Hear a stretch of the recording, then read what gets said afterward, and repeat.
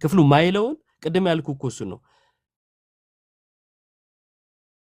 ክፍሉ የማይለውን ትልና ከዛ አይ አንተን ሐሳብ አንቀበልም ስለ ይሄው ክፍሉን አትቀበሉም ትለናለህ። እሱ ስህተት ነው። መጽሐፉ ላይ የራስን ሐሳብ ጭነሃል። ቃል በቃል መጽሐፉ ያለውን ከመጠቀም ይልቅ መጽሐፉ ያለው ላይ አንተን ሐሳብ እንዲሸከም ታደርገውና ያንተን ሐሳብ ዞር ስናደርገው አይ የኔንም ሐሳብ አብራችሁ ካልተቀበላችሁ መጽሐፉን እየካዳችሁ ነው የሚል ስሜት ያለው ነገር ትናገራለህ። ልክ አይደለም። አንድም ክፍል እንደዛ አላለም። ቅድም ቃል በቃል ጌታ ኢየሱስ ጥምቀትን ለድህነት ብሎ እንደጠቀሰው ለዳግም መወለድ ብሎ እንደጠቀሰው ጠቅሼ ነበር። ጥቅስ አንዱንም አላነሳውም። ማርቆስ ወንጌል ምዕራፍ 16 ላይ ሰው አምኖ ብቻ ሳይሆን ተጠምቆም እንደሚድን ተናግሯል። ምን ብሎ? ያመነ እና የተጠመቀ ይድናል፣ ያላመነ ይፈረድበታል ብሎ ሰው ከውሃና ከመንፈስ ካልተወለደ በቀር በቃ 4 ነጥብ ተዘጋ። ካልተወለደ በቀር አማራጭ የለም፣ ሌላ መግቢያ የለውም። ካልተወለደ በቀር ወደ እግዚአብሔር መንግስት ሊገባ አይችልም። ክርስቶስን መልበስ አለበት፣ ልጅነትን ማግኘት አለበት ይላል። ሰው እምነት ብቻ የሚል አንድም ጥቅስ የለም። መቀጠል ትችላለህ። እሺ ሆነስትሊ ይሄን የራሴን ሐሳብ ጭኝበት አቢዩዝ አድርጌዋለሁ። ይሄን ጥቅስ ሉቃስ እድሉን ልስጥህና ሪፍሌክት አድርግ። ጥያቄና መልስ እኮ አለን ገና። ሉቃስማ መጨረሻ ላይ ያ ያጠቃልላል። አይ የክስ ትክክለኛ የእናንተን እሺ ፌር የሆነ ክስ አይደለም ብዬ ስላቀረብክ ነው የተናገርከው። ችግር የለውም። ጥምቀት የሚል የማይል ቦታ ስለ ድነት የሚል ቦታ ነው ያልከኝ፣ እሱን ነው ያመጣሁት። ስለዚህ ብትለኝም እንግዲህ ምንም ማድረግ አልችልም፣ ያለውን ያሳየው። እሺ ሄዶ ደግሞ ጥያቄና መልስ ቅድም ጀምር። እንዳልከው ራሱን ይወልዳል ራሱን ያስወርዳል ነው ራሱን እንደዚህ አድርጎ እንደዚህ ያገኛል የሚለው ከመሰረታዊ ይሄ ድነትን አለመገንዘብ ይመስለኛል። ድነት አንተ ሄደ አንድ የምታመጣው ይቅርታና አሁንም ጥያቄና መልሱን አራዝመነው ነው። አንተም እሺ ከቀጠልክ እኔም ስቀጥል እየረዘመ ስለሚሄድ ማለት ነው። ኦኬ አይ ዶንት ኖ ሐሳባችን የቀረው ሪፍሌክት ሐሳባችንን አይ ዶንት ኖ በጥያቄና ሪፍሌክት መልስ ማድረግ ውስጥ እናንሳው። ካለብኝ እሺ አንዳንድ ደቂቃ ሰምራይዝ እናድርገው ሐሳባችንን። እሺ አንዴ መጨረሻ ላይ ከጥያቄና መልስ በኋላ ይኖረናል መጠቅለያ አይሻልም? ኖ እዚህኛው ሐሳብ ላይ እናድርግና ችግር ጥያቄና የለውም። መልስ እኔ ጋር ነው ቀን ነው፣ ቲንክ አያሳስበኝም። ለአንተ ብዬ ነው። ቀጥል። ምክንያቱም አንተን ካወራ በኋላ እኔም ስለማወራ በዛ ይረዝማል ብዬ ስላሰብኩ ነው። መቀጠል ትችላለህ። ችግር የለም። ያ ስለዚህ ድነቱ መጀመሪያም አሁን አንተ እንደምትለው ሄደ ምናምን አሎክ አድርገህ የምታመጣው ሳይሆን መጽሐፍ ቅዱስም ሲናገር ወልድን የሚያውቀው አብ ብቻ ነው፣ አብን የሚያውቀው ወልድና ወልድ ሊገለጥለት ከሚፈቅድ በቀር አብን የሚያውቅ የለም ብሎ ዘግቶታል። ስለዚህ ይሄ የመጀመሪያው የመገለጥ ጉዳይ ነው። ክርስትና ራሱ ፍሮም ዘ ቬሪ ቢጊኒንግ ዝም ብሎ ምናምን እዚህ ስላወራን ሳይሆን ይሄ የእግዚአብሔር የመገለጥ ጉዳይ ነው። የክርስትና ሕይወት ስለ ዳግም ውልደትም ሄዶ በውሃ አድርጌ ዳግም ልወለድም ብሎም ሰው ሳይሆን ለኒቆዲሞስ ሲመልስለት ኢየሱስ ዳግም ልትወለዱ ያስፈልጋችኋል ስላልኩ አታድንቅ ብሎት እንዴት እንደሆነ ሲያስረዳው ነፋስ ወደሚወደው ይነፍሳል፣ ድምፁንም ትሰማለህ፣ ነገር ግን ከወዴት እንደመጣ ወዴትም እንደሚሄድ አታውቅም። ከመንፈስ የተወለደ ሁሉ እንዲህ ነው የሚለው። ቅድም እንደተናገርኩት ኤፌክቱን ነው የምናውቀው፣ የሚሆነውን ነው የምናውቀው፣ አፌክት ሲያደርግ ነው የምናውቀው። ዳግም ተወልደን ነው ራሳችንን የምናውቀው። የእግዚአብሔር መንፈስ ገብቶብናል። ግን ወዩን ነግሮናል ጌታ። በእኔ እመኑ፣ በእኔ የሚያምን የዘላለም ሕይወት ያገኛል። እኔ የዘላለም ሕይወት ነኝ ብሏል። ኢየሱስ ነው የዘላለም ሕይወት። ትንሣኤም ገና የሚመጣ ነው። ቀን ተቀጥሮለታል ለትንሣኤ። ኢየሱስ ነው ትንሣኤያችንም። ኢየሱስ ከሰማይ የወረድኩ እንጀራ እኔ ነኝ እኔም ብሉኝ ብሏል። አዎ እሱ ነው ይባላል። ቅዱስ የጌታ እራት የምናደርገው ጌታ በዛው ጸጋ ስለሰጠን ነው። አንዳች የምናገኘው የጌታ ጸጋ የምናደርገው መጽሐፍ ቅዱስ ሳጠና የተለየ ነገር ምንም የተለየ የሆነ ሲስተማቲክ የሆነ መካኒክስ አይደለም። ቁጭ ብዬ እግዚአብሔርን ቃል ሳነበው ኢየሱስን እየበላሁት ነው። ከእግዚአብሔር ጋር ፌሎሺፕ ሳረግ ዘሴም ቲንግ የጌታ እራት ስወስድ ዘሴም ቲንግ ከቅዱሳን ጋር ፌሎሺፕ ሳረግ እውነተኛ የዳኑ የእግዚአብሔር መንፈስ ያለባቸው የእግዚአብሔር ልጆች ጋር ፌሎሺፕ ሳረግ እውነተኛውን የሆነ የክርስትና ሕይወት እየኖርኩ ነው። ስለዚህ የእግዚአብሔር ጽድቅ ላይ መጀመሪያ ተስማምተን የምንሄደው የእግዚአብሔር ጽድቅ ስጦታ ነው የመጀመሪያውና ቤዚክ ቲንግ። እሱ ደግሞ ክርስቶስ የተገለጠለት ነው ይሄን ሊያገኘው የሚችለው። በክርስቶስ በማመን ነው ዳግም ሰው የሚወለደው። እምነት ግን ሁሉም አምናለሁ ያለው ላያምን ይችላል። ቅድም እንዳልከው ሁሉም ይኸው እዚህ ውስጥ ብዙ ሰው አምናለሁ ይላል። ቀላቅሎ ማመን። እኛ ብቻ የምንለው አንድ ነገር ብቻ ልናገር፣ ብቻ የምንለው ኢየሱስ ያድናል ሲለን እኛ ምን ተረጎመው? ኢየሱስ ብቻ ለምን ሰው ኢየሱስ ያድናል ይሄን እቀበላለሁ ይልና ሌላም በጎን ያመጣል። ያን አቮይድ ለማድረግ ነው። ኢየሱስ ያድናል ብትለኝ እንስማማለሁ። ሰው ግን ኢየሱስ ያድናል ይልና አሜን ብሎ አከላይም ይላል። ለዛ ነው እኛ ብቻ ምንለው ዶት እያልን ነው። ብቻ ስንል እዛው ቁም እያልን ነው። በጸጋ ነው የዳን ነው ስንል በጸጋ ብቻ ስንል በጸጋም ነው የዳን ነው ብሎ ሰው ስለሚጨምር እዛው ቁም ነው። መጽሐፍ ቅዱስ ዶት ያረገበት ላይ ዶት አርግ ነው፣ አቲር ነው። ጥምቀት አያድንም። ጥምቀት የሚባል ነገር እያልኩ አይደለም። ጥምቀት የራሱ እግዚአብሔር የሰጠናል። ቅድም እንዳልከው ሐዋርያው ጳውሎስ እንደተናገረው ከክርስቶስ ጋር በሞቱ ተመሳስለ በአዲስ ሕይወት ተነስተን የምንኖርበት ሕይወት ነው። ኃጢአትን ይላል እኮ ኃጢአትን አሸንፈን ለመኖር ነው። ክርስቶስ ራሳችንን እንደሱ መስቀል ላይ የሞተውን ውሃ ያዘጋጀልን ራሳችን እዛ ውስጥ ከእሱ ጋር እንድንተባበር ነው ያደረገልን በውሃ አምናለሁ። ይሄ ሮሜ 6 ላይ ያለውን ግን ከክርስቶስ ይሄ ሁሉ ሲሆን በክርስቶስና በክርስቶስ ብቻ ነው ህይወት ያለው። ሌላ ህይወት ማግኛ መንገድ የለም። በጥምቀትም በለው በሳክሪመንትስ በለው በጸሎትም በለው እግዚአብሔር ከላይ በሚሰጥ ጸጋና ጸጋ ብቻ ነው የሰው ልጅ ህይወትን የሚኖረው የሚድነውም እስከ መጨረሻ የሚደርሰውም ነው። ስለዚህ የመጀመሪያው ላይ ከተስማማን ሁለተኛው ላይ ደንብ ብናወራ መልካም ይመስለኛል፣ ጉንጭ አልፋ ከምናደርገው። እሺ ያው አብዛኛው ነገር ከርዕስ ውጭ ነው የተናገርከው። እውነት ለመናገር ከርዕስ ውጭ ብቻ ሳይሆን በጣም ፋላሲ ስሰራ ነበር። ለምሳሌ እምነት ብቻ እኛ የምንለው ሰዎች ኢየሱስ ያድናል ስንላቸው አይ እንደው ከሌም ያድናል እያሉ ስላሉ ነው አልክ። ይህ ሌላ ፋላሲ ነው። ከኢየሱስ ውጭ ሌላ ያድናል የተባለ ካለ እስኪ በኋላ ጥያቄና መልስ ላይ ታመጣልኛለህ። ከኢየሱስ ውጭ ሌላ ያድናል ብሎ የተናገረ በማስረጃ ማለት ነው። መሰለኝ ምናምን አልቀበልም። የመሰለኝ የደሳለኝ ውይይት ስላልሆነ ማለት ነው። መጽሐፍ እየተጠቀሰ እየተወራ ስለሆነ ያልተባለ ነገር የተባለ አስመስሎ ለዛ መመለስ ስትሮማን ፋላሲ ይባላል። ለእኔ ስንፍና ነው። ያልተባለ ነገር ላይ መመለስ ቀላል ስለሆነ ማለት ነው። በጣም መመለስ ቀላል ነው። አሁን ለምሳሌ ሉቃስ ያልሆነውን ነገር ነው እልና ያልሆነውን ነው ምለው አስቀድሜ መልስ ስላዘጋጀው ስለሆነ ለዛ መልስ እሰጣለሁ። እሱን መሞገት ሳይሆን ራሴ ያነሳሁትን ሐሳብ ነው እየሞገትኩ ያለሁት ማለት ነው። ይሄ ስንፍና ነው፣ ልክ አይደለም። ለማንኛውም በኋላ ላይ እምነት ብቻ የሚለውን ራሱ ሌሎች የሚያድኑ አሉ ብለን ስላሰብን ወይም እንደዛ የሚሉ ስላሉ ነው የሚለውን የእምነት መስራች የእምነቱ እምነት ብቻ የሚለውን የመሰረተው ሰው ያለበትንም ማብራሪያ እንደምጠይቅ ከወዲሁ ልንገር። እሺ ዮሐንስ ወንጌልን ስለጠቀስከው እንመልከት። ዮሐንስ ወንጌል ላይ ኢየሱስ ክርስቶስ የተናገረው ነገር አለ። ምን አለ? ከኒቆዲሞስ ጋር ሲነጋገር ኒቆዲሞስን እንዲህ አለው። ኢየሱስም መልሶ እውነት እውነት እልሃለሁ ሰው ዳግመኛ ካልተወለደ በቀር ወደ እግዚአብሔር መንግስት የእግዚአብሔርን መንግስት ሊያይ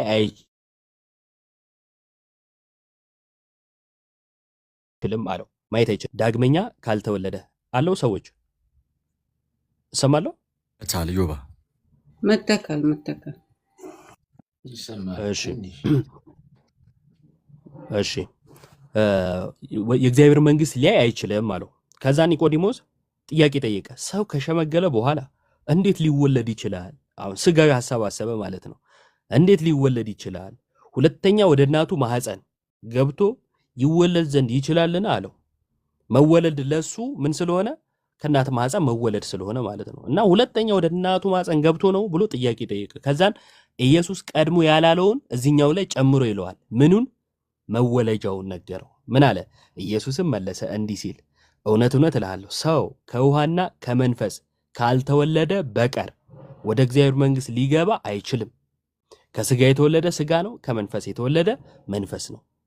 አስቀድሞ የዳግም የተባለው ቀዳማዊ ልደት ስላለ ነው አይደል? ዳግመኛ ያለው የመጀመሪያው ልደት ምንድነው? ከአዳምና ምንድነው? ከእናትና ከአባት መወለድ ነው የመጀመሪያው ውልደት። ይሄ ውልደት ስጋ ነው በቃ የሚያደርገን፣ ምክንያቱም ከአዳም አዳማዊ ሆነን ስለተወለድን ማለት ነው። ሁለተኛው ውልደትስ ወይም ዳግም ውልደትስ መንፈሳዊ ክርስቶሳዊ ነው የሚያደርገን እያለ ነው። የቤተ ክርስቲያን አባቶች ሁሉም ይህንን ጥምቀት ብለው ነው የፈቱት።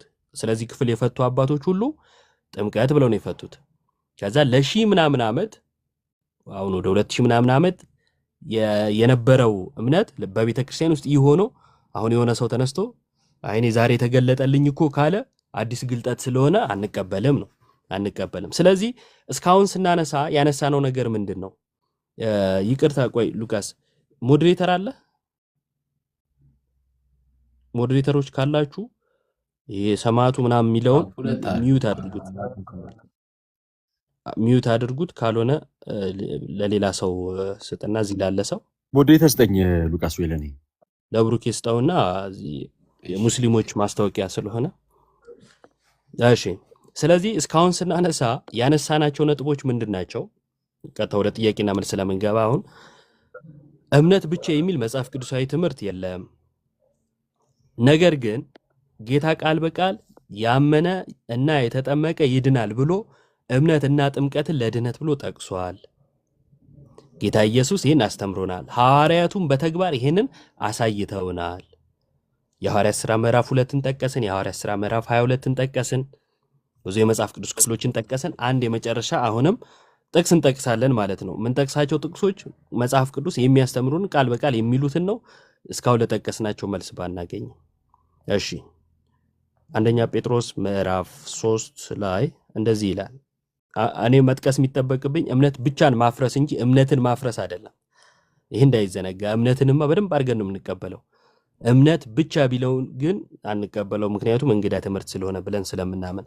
ጥቂቶች ማለት 8 ነፍስ በውሃ የዳኑበት መርከብ ሲዘጋጅ የእግዚአብሔር ትዕግስት በኖህ ዘመን በቆየ ጊዜ ቀድሞ አልታዘዙም። ግልጽ ይመስለኛል ይህ ሐሳብ። በኖህ ዘመን ውሃ መጥቶ ነበረ፣ 8ቱን ነፍስ አዳነ፣ ሌሎቹን አጠፋ አይደለ? ስለዚህ 8ቱ ነፍስ የዳኑበት መርከብ በውሃ የዳኑበት ነው የሚለው ሲዘጋጅ የእግዚአብሔር ትዕግስት በኖህ ዘመን በቆየ ጊዜ ቀድሞ አልታዘዙም። ይህም ውሃ ደግሞ ማለት ምን አለ? ጥምቀት። በብሉይ ኪዳን ላይ የጥፋት ውሃ ጥምቀት ተብሎ ሲጠራ አላየንም። ምክንያቱም ያ ምን ነበረ? ጥላ ነበረ ለአዲስ ኪዳኑ ጥምቀት ማለት ነው። የአዲስ ኪዳኑ ጥምቀት አካል ነው። አካል ካለ ጥላ አለ ማለት ነው። ያኛው ጥላ ነው። ጥላ ካለ ደግሞ አካሉ ይገለጣል ማለት ነው። ስለዚህ ምን አለ? ይህም ውሃ ማለት ጥምቀት ምሳሌ ሆኖ አሁን ያድነናል። የሰውነት እድፍ ማስወገድ ሻወር አይደለም። ቤት ገብተህ እንደምትታጠበው አይደለም። ይሄ የእግዚአብሔርን ጸጋ መቀበያ ነው። እንደ ተራ ነገር እንዳትቆጥረው እያለ ነው። የሰውነት እድፍ ማስወገድ አይደለም፣ ለእግዚአብሔር የበጎ ሕሊና ልመና ነው እንጂ ይህም በኢየሱስ ክርስቶስ ምን አለ? ትንሣኤ ነው። በቃ እኔ ለተኛ ማስረጃ እየጠበቅን ነው። እንግዲህ ከአንተ ማስረጃ እየጠበቅን የት ትሄዳለህ? ማስረጃማ መች በመጽሐፍ ቅዱስ አታምንም ነው አይደለ? መጽሐፍ ቅዱስን ስትቀበሉ ነው ማስረጃ። ቅድም ስንወያይ በመጽሐፍ ቅዱስ አታምንም ነው። ስለዚህ እኮ አንተ ደቂቃ ሰጠን እንጠያየቅ ልመላለስ ብለኸኝ እኮ ነው። አንድ 5 ደቂቃ አንድ ደቂቃ ስጠንና እሱ 1 ደቂቃ ይጠይቀኝ፣ 1 ደቂቃ እኔም ልመልስለት። 10 ቢሆን አይሻልም? በደንብ እንትን እንድንል አንድ 10 እኔ ወይ ሌላ ቀን ዮቢ ሰዓት ካለ ወይ ነገ ቀደም ብለን እኔ አሁን እሺ፣ ችግር የለውም። ቀን ሙሉ ከሱ ጋር ነበርኩና በጣም ቆይቻለሁ። የሌላውን ጊዜ ለሌላ እናርገውና በቃ የሌላውን ጊዜ ለሌላ እናርገውና እሺ፣ አሁን ባልከው 5 ደቂቃ እናርገው። 5 ደቂቃ ጀምሯል። ትቀድማለህ ወይስ ልቅደም? ምን መቅደም ትችላለህ? ምን 5 ደቂቃ ማለት እንዴት ነው የሚሆነው? 5 ደቂቃ አለ። በ5 ደቂቃ ውስጥ እምነት ብቻን ያሳይልኛል የምትለውን ጥያቄዎች ሁሉ መጠየቅ ትችላለህ። እኔ ደግሞ እምነት ብቻን ያፈርስልኛል ምለውን በሚሰጠኝ በኋላ 5 ደቂቃ አፈርሳለሁ ማለት ነው። ስለሱ እኮ ነው እስካሁን የተነጋገርነው። ከዛ ብናልፍ አይሻልም? ትንሽ ጥያቄ ቃል በቃል ጥያቄ። ያ ስለ ድነት ነው የተነጋገርን ያለ ነው። ድነት ላይ ጥያቄ ጠይቀኝ፣ እኔም ጥያቄ ልጠይቅህ። አንድ ደቂቃ ጥያቄ ጠይቀኝ። ጠይቅ አንተ ድነት ላይ ጠይቀኝ። እኔ ምን ጠይቃለሁ? ጥያቄ እንግዲህ እሺ ልጠይቅህ። ጠይቅ ካልከኝ ልጠይቅህ። ይኸውልህ 5 ደቂቃ አለ። በኋላ እኔ ጊዜ እንዳታስቸግረኝ ማለት ነው። በ5 ደቂቃ ውስጥ የፈለከውን ጥያቄ ከፈለክ በማብራሪያ ከፈለክ ያለ ማብራሪያ መጠየቅ ትችላለህ። ቀጥል፣ ያዝለት 5 ደቂቃ። ቆይ 5 ደቂቃ ሳይሆን ጥያቄማ የምጠይቅህ እኔ እጠይቅሃለሁ፣ አንተ መልስልኝ። ሚዩት ሳታረግ አላረኩም። ይሄው እየጠበቅኩ እኮ ነው። እሺ ጥያቄ ልጠይቅህ። እሺ ሰው በክርስቶስ ሲያምን የእግዚአብሔርን ጽድቅ ያገኛል? የኃጢአት ስርየትን ያገኛል? አምኖ ሲጠመቅ ያገኛል። ስንት ፐርሰንት? ከተወለደ እስኪሞት ድረስ በከፊል ነው ወይስ እንዴት ነው የሚያገኘው? እሺ አንድ ሰው ለምሳሌ አሁን አንተ ዛሬ ብትመጣ ወደ እምነት ክርስቶስን ብትቀበልና ብታምን እስከ ዛሬ የሰራው ኃጢአት ይሰረይልሃል። ኦኬ እስከዛ ቀን ቆይ። ስለዚህ ጥያቄ እኔ ነኝ የምጠይቅህ በቃ ችግር የለውም። እኔ ችግር የለውም። እያስቆም ከአንተም ጠይቀኛለህ፣ እያስቆም ጠይቀኛለህ። ስለዚህ የሚሰረይለት ኃጢአቱ የሚሰረይለት እስከዛ ቀን ኢየሱስን እስከተቀበለ ቀን ድረስ ያለው ነው ማለት ነው። የሚሰረይለት እስከዛን ጊዜ ያለው ኃጢአቱ ይሰረይለታል። ከዛ እስከዛ ቀን በኋላ ድረስ ደግሞ ያለው ነው፣ ኃጢአት ሲሰራ የወደፊቱን አይመለከትም። ቆይ አንዴ ልመልስልህ። እሺ ለምንድን ነው የማሰማው? እሺ አሁን ክፍተቱ ይሞላልሃል። ክርስቶስ ለኃጢአታችን ሁሉ ሞቷል፣ ለዓለም ሁሉ ኃጢአት ነው የሚለው ዮሐንስ መልእክት ላይ። አሁን ስለ አንድ ሰው ነው እያወራን ያለ ነው። አንድ ሰው አምኖ ሲጠመቅ የኃጢአት ስርየት ያገኛል? አዎ ያገኛል። እስከ መቼ ያለውን? እስከዛን ድረስ። ከዛ እስከዛ በኋላ ቀን እስከ ያለውንስ? ጥምቀቱ ቆይ ቀን ያለውን አልጨረስኩም፣ እባክህ አዳምጥ። እሺ ከዛ በኋላ ያለውስ? ክርስቶስ አንዴ ደሙን ስላፈሰሰለት ኃጢአት ሲሰራ፣ ገና እኮ ላልሰራው እኮ ነው። አንተ አሁን ሳይሰራ ይሰረይለት እያልከኝ ነው። አይ ሲሰራ ነው የሚሰረይለት። ሳይሰራ ኃጢአተኛም አይባልም። እኔ እሱ እኮ መስራት ጥያቄ ነው አለበት የጠየቅህ ያለሁት እዮብ፣ አታብራራ። እኮ። እኔ ይኸውልህ ጠያቂ ልንገርህ። እኔ ነኝ ጠያቂ፣ እንደፈለኩ ልጠይቅህ። እሺ ስለዚህ እኮ ታዲያ አምኖ ልመልስልህ ሲጠመቅ ልጨርስ ወይስ? አምኖ ሲጠየቅ እሺ የኃጢአት ስርየት ያገኛል። ስለዚህ እስከዛ ቀን ድረስ ያለውን የኃጢአት ስርየት ነው የሚያገኘው። የሰራው እስከዛን ሰዓት አይደለ? እስከዛን ሰዓት ያለውን የኃጢአት ስርየት ያገኛል። ከዛ በኋላ እሺ ደግሞ እስከዛ ሲሰራ ቀን ያለውን አንዴ ያገኛል። ደሙን ስላፈሰሰለት በንስሐ ይታጠባል። ከዛ በኋላ ሲሰራ በንስሐ የኃጢአት ስርየት ያገኛል። እሺ ለምሳሌ ኃጢአት ሰራ፣ ከዛ በኋላ እሺ ዘሞተ ኃጢአት ሰራ። ዘሞተ ከዛ ኃጢአት በኋላ ሳይሰራ መኪና ገጨውና ሞተ። ይድናል አይድንም? እሺ እሺ ከእርሱ ምንም ጋር አታንብብልኝ። እኔ እንበዛለን ነኝ ብንል ጥያቄ እኮ እኔ በጨለማ ነኝ ጥያቄ። ብንኖር ሰዓቴ እያለቀ እንዋሻለን። ነው። አታንብብልኝ። አምጉድ አምጉድ አታንብብልኝ። እሺ ስፈልግ አንብብልኝ ማስረጃ እልሃለሁ። ካልፈለክሽ አዎ እሺ ስለዚህ ኦኬ የኃጢአት ይቅርታው እስከዛ ቀን ድረስ ነው ያለው ብለሃል። እሺ መጽሐፍ ቅዱስ የኃጢአት ይቅርታ እኔ በኋላ አቀርበዋለሁ፣ ሙሉ በሙሉ የኃጢአት ይቅርታ ሰው እንዳገኘ ይናገራል። እሺ ተቀድሷል ያ ሰው ሲያምንና የትኛው ሲጠመቅ? ሰው? አዎ መቀደስ መለየት ነው እኮ። እሺ ካልተጠመቁት ተቀድሷል ከክርስትና ውጭ ካሉት ተለይቷል። ተቀድሷል። አዎ እስከዛ ቀን ነው። እስከ መቼ ነው አዎ የተቀደሰው? ኦኬ። እሱ ደግሞ አሁን ይሄ ኃጢአት መስራት አይደለ? ስለዚህ ያ ሰው አምኖ ሲጠመቅ ወደ ክርስቶስ ሲመጣ ተቀድሷል፣ ተለይቷል፣ ነጽቷል፣ አዲስ ሰው ሆኗል። እስከ መቼ? ከዛ በኋላ ያለውን ህይወት ከዛ በኋላ ያለውን ህይወት አንተ የምታውቅ ከሆነ ትነግረናለህ። እኛ ግን ያ ሰው አምኖ እምነቱን ጠብቆ እስከኖረ ድረስ ክርስቶስ እስኪመጣ ድረስ በዛው በክርስትና ጸንቶ ከቆየ ያው በቅድስና በንጽህና በድህነት ውስጥ እንደሚቆም እናምናለን። እሺ ግን ሃይማኖቱን ለአንድ ሰው እስካልቀየረ ዋስትና ቆይ ወስደን እስከ መቼ? አሁን ቆይ እሺ አሁን እሺ ለመስማት ፈቃደኛ አይደለም። አምኖ ሲጠመቅ እየሰማው እኮ ነው። እኔ እኮ በቂ መልስ ካገኘው በቂ ነው። አምኖ ሲጠመቅ ተቀድሷል ብለኸኛል። እስከ መቼ ነው የተቀደሰው? እስከ መቼ ማለት እስከ መቼ ቅድስናው? እስከ መቼ ነው እግዚአብሔር የቀደሰው ቅዱስ እኮ ያደረገው? እስከ መቼ ስትል እስከ መቼ የሚለውን እሺ አብራራልኝ። ቅዱስ ይባላል? ቅዱስ ይባላል? ከሰውየው አንጻር አድርጌ ጠይቅኛለሁ። እስከ መቼ ስትል በጊዜ ገደብ ነው? አዎ አምኖ ሲጠመቅ ቅዱስ ይባላል ወይ? እሺ የመጀመሪያው መልስልኝ። ይሄ ምን ቅዱስ አልከኝ? ይባላል? እሺ በቤተ ክርስቲያናችን ቅዱስ የሚለውን በሁለት መንገድ እናየዋለን። የመጀመሪያው ይባላል መለየት አይባልም? ቅድስና ከሆነ ይባላል ሁላችን አይባልም?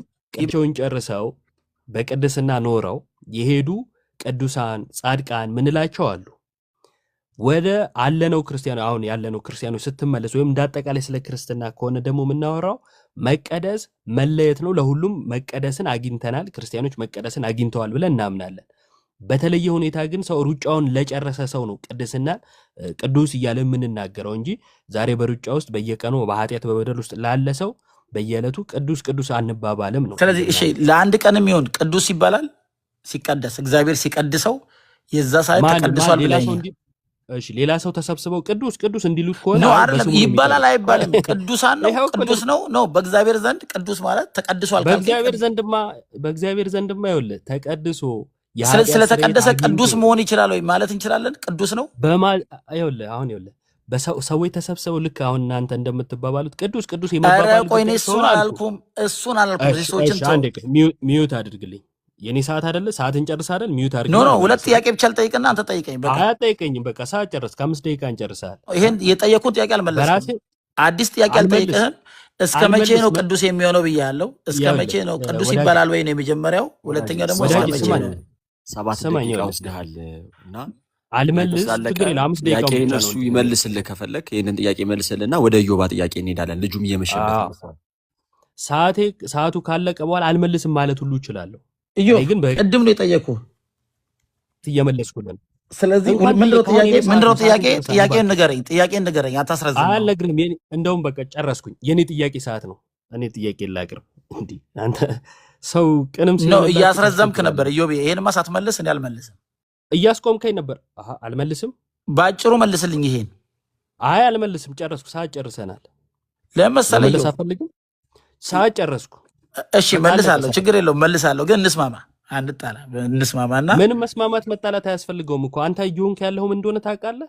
እኔን ብቻ ስሙኝ፣ እኔ ያልኩት ብቻ ይፈጸም ነው። ይኸውልህ ሰዓትን ጨረሰ ካለ ራሱ 2 ደቂቃ አለፈ። እኔ ግን ሰዓት ካለቀ በኋላ ኢዮብ እየጠየቅኩ ነው። ይሄን አንድ ሲጀመር አንዴ ስማ፣ አንዴ እባክህ ሚዩት አታርጋ ኢዮብ። እንስማማና ባጭሩ መልስልኝና ይሄን እንለፈው። እኔ አላረኩም፣ ግን ስማ አልመልስም። ሰዓት ጨረስክ። አማርኛ ግልጽ አይደለም። ሉቃስ ሞዴሬተርን ብታነሳ ጥሩ ነው፣ ለአንተ ጥሩ አይደለም። አትስጥ ሞዴሬተር ሌሎች። ኢዮብ ቅድም ነው የጠየቅኩ፣ ይህን ጥያቄ መልስልኝ። በትህትና አልጠይቅህ፣ ሰዎችም እንዲማሩበት። ችግር የለም ታቀርባለህ። ኢዮብ ደግሞ መልስ ይሰጣል። አንዱ ሲጨርሳል፣ ሌላውም ጥያቄ ይጠይቃል። አንዱ ሲደረብ ይከብዳል። ያ ቅድም ነው የጠየቅኩት። በቃ አንተም በል ታረቀውና ኢዮብ መልስ ይስጣው። 3 ጥያቄ 10 ደቂቃ ይሁን ብዬ ነበር ቅድም ካስታወሳችሁ። አይ ሰዓት የለም ወይ ሌላ ቀን ሲል 5 ደቂቃ እና አሁን ምንድነው ባጭሩ ጥያቄህን ጠይቀኸኛል። በነገራችን ላይ እንዳትረሱት ጥያቄ ጠይቆ ስመልስ አታብራራ እያለ ሁሉ እያስቆመኝ ነበር። ስመልስ ነበር ማለት ነው እስካሁን። ቅዱስ ይባላል የሆነ ሰው ከዳነ በኋላ ልክ አምኖ ሲጠመቅ ቅዱስ ይባላል ያለ። አዎ ቅድስናን አግኝተዋል መባል የሚባል መጣ። ግን ማን ነው የሚለው? ሰዎች ከሆነ ሰዎች በስሙ ነው የሚጠሩት። ቅዱስ ቅዱስ የመባባል ጉዳይ አይደለም ክርስትና። ቅድስናን ስለማግኘት ከሆነ ግን አግኝተዋል። በይበልጥ ደግሞ ቤተክርስቲያናችን ሩጫውን ለጨረሰ ሰው ቅዱስ እከሌ ብላ ትላለች። ምክንያቱም ያ ሰው ከዛ በኋላ ወደ ኃጢአት ወደ በደል አይመለስም፣ ሩጫውን ጨርሶ ወደ አምላኩ ይሄዷልና። ልክ እንደ ክህነት ማለት ነው። ለምሳሌ ክርስቲያኖች ሁሉ ካህን ይባላሉ። ልዩ ክህነት ደግሞ የሚነገርላቸው አሉ። አሁን ካህን የሚባለው ክርስቲያኖች ሁሉ ይሄ ለሌሎቻችሁ ነው። እዚህ ላይ ደግሞ ልጠይቅ ብለህ እንዳትመጣ ሳትጨርሳል። ካህን የሚባለው ክርስቲያኖች ሁሉ ከምን አንጻር ነው? አሁን ትክክለኛውን መልስ ትናገራለህ፣ እኔም ትክክለኛውን መልስ አቀርባለሁ። የሱ የተሳሳተውን በእርግጥ ቅዱስ የሚባለው እስከ መቼ እንደሆነ አሁንም አልተመለሰልኝም። እንኳን ማብራሪያ ይስጥበት። ቆይ ባሮክ መሀል አትግባ ፕሊዝ። ሰዓቱ ልነግርህ ነው። ሉቃስ ከገባ ሉቃስ ይግባ። ቆይ 2 ከ7 ወሬ ሊያልቅ ነው። ከ8 5 ደቂቃ ሲጨምር ከ13 ይጨርሳል። ኢዮባ ጥያቄ እንቀጥል። ኖ ጥያቄ ከመጠየቅ አልመለሰልኝም። አንድ ጥያቄ አልመለሰልኝም። እንዳልተመለሰልኝ ያዝልኝ። ለአድማጩ እስከ መች ቅዱስ ይባላል የሚለውን አልመለሰልኝም። እሺ ጎይ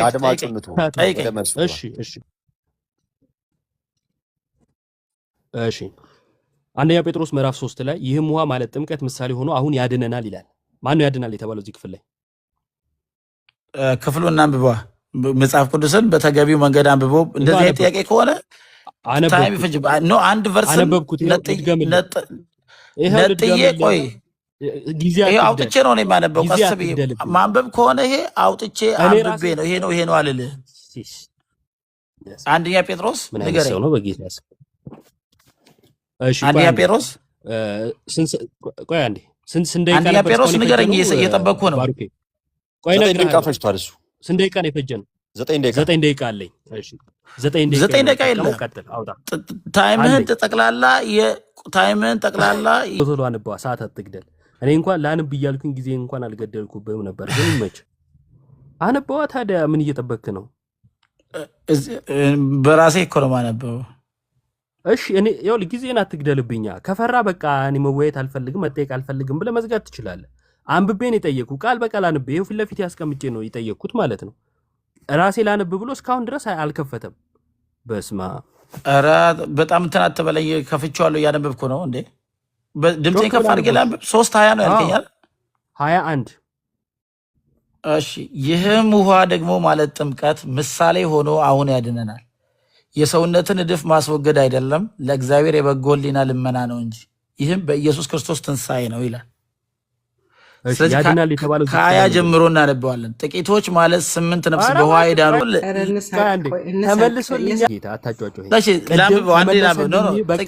ጥቂት ማለት 8 ነፍስ አልፈልግም። ምን ሆነ ነው? ይኸው አልፈልግም። በቃ እንደዚህ ግን የእግዚአብሔር ቃል ላይ ቆመር አትጫወት። ሌላ ጊዜ ሌላ ጥያቄ እኔ የጠየኩህ አይነት ጥያቄ ጠይቅ። በእግዚአብሔር ቃል እንደዚህ አይደረግም። ይሄ ነውር ነው። ስራ ምዕራፍ 22 ላይ ያለውን ታሪክ ነው የምጠይቅህ። ጳውሎስ ድህነትን ያገኘው ወይንም ደግሞ ያመነው በደማስቆ መንገድ ነው ወይስ ደማስቆ ከተማ ገብቶ ሐናንያን ሲያገኘው? ጳውሎስ ድነትን ያገኘው እንግዲህ ድነት አሁን ጳውሎስ እዚህ ጋር ያገኘው ያገኘ መቼ ነው? ድነትን አብራራ አላልኩም። ያገኘው መች ነው? ድነት የመቼ ጉዳይ ሰው ልታስብ ድነትን መቼ? እንዳገኘ የሚያውቀው እግዚአብሔር ነው እንጂ ሰው አይደለም። እሺ ያመነው መች ነው? ኦኬ ያመነው እዛው ጌታ ሲገለጥለት። በጣም ጥሩ ያመነው። የስ በነገራችን ላይ እዚሁ አንድ ነገር ቅድም በመኪና ቢገጭ ብሎ ጠይቆኝ ነበር ይድናል አይድንም ብሎ። አሁን ግን እኔ ስጠይቀው እግዚአብሔር ነው የሚያውቀው ሰው አያውቅም አለ ማለት ነው። እንዳትረሱት። ባመነ ጊዜ ቅድም ስለ እምነት ነው የተናገርነው። ችግር የለውም። ባመነ ጊዜ ኃጢአት ስርየት አግኝቷል ወይስ አላገኘም? በደማስቆ መንገድ አይ ዶንት ኖ ያኔ አምኗል። እውነተኛ እምነት ይሁን እምነት ሲጀመር እውነተኛ እምነት ፕሮዲውስ የሚሆነው ነው። አግኝቷል ወይስ በዛ አላገኘም? ሰዓት እውነተኛ ነው ኢንካውንተር ወይስ አይደለም? በዛ አልጠየኩም ሰዓት ኢንካውንተር አድርጓል። አልጠየኩም።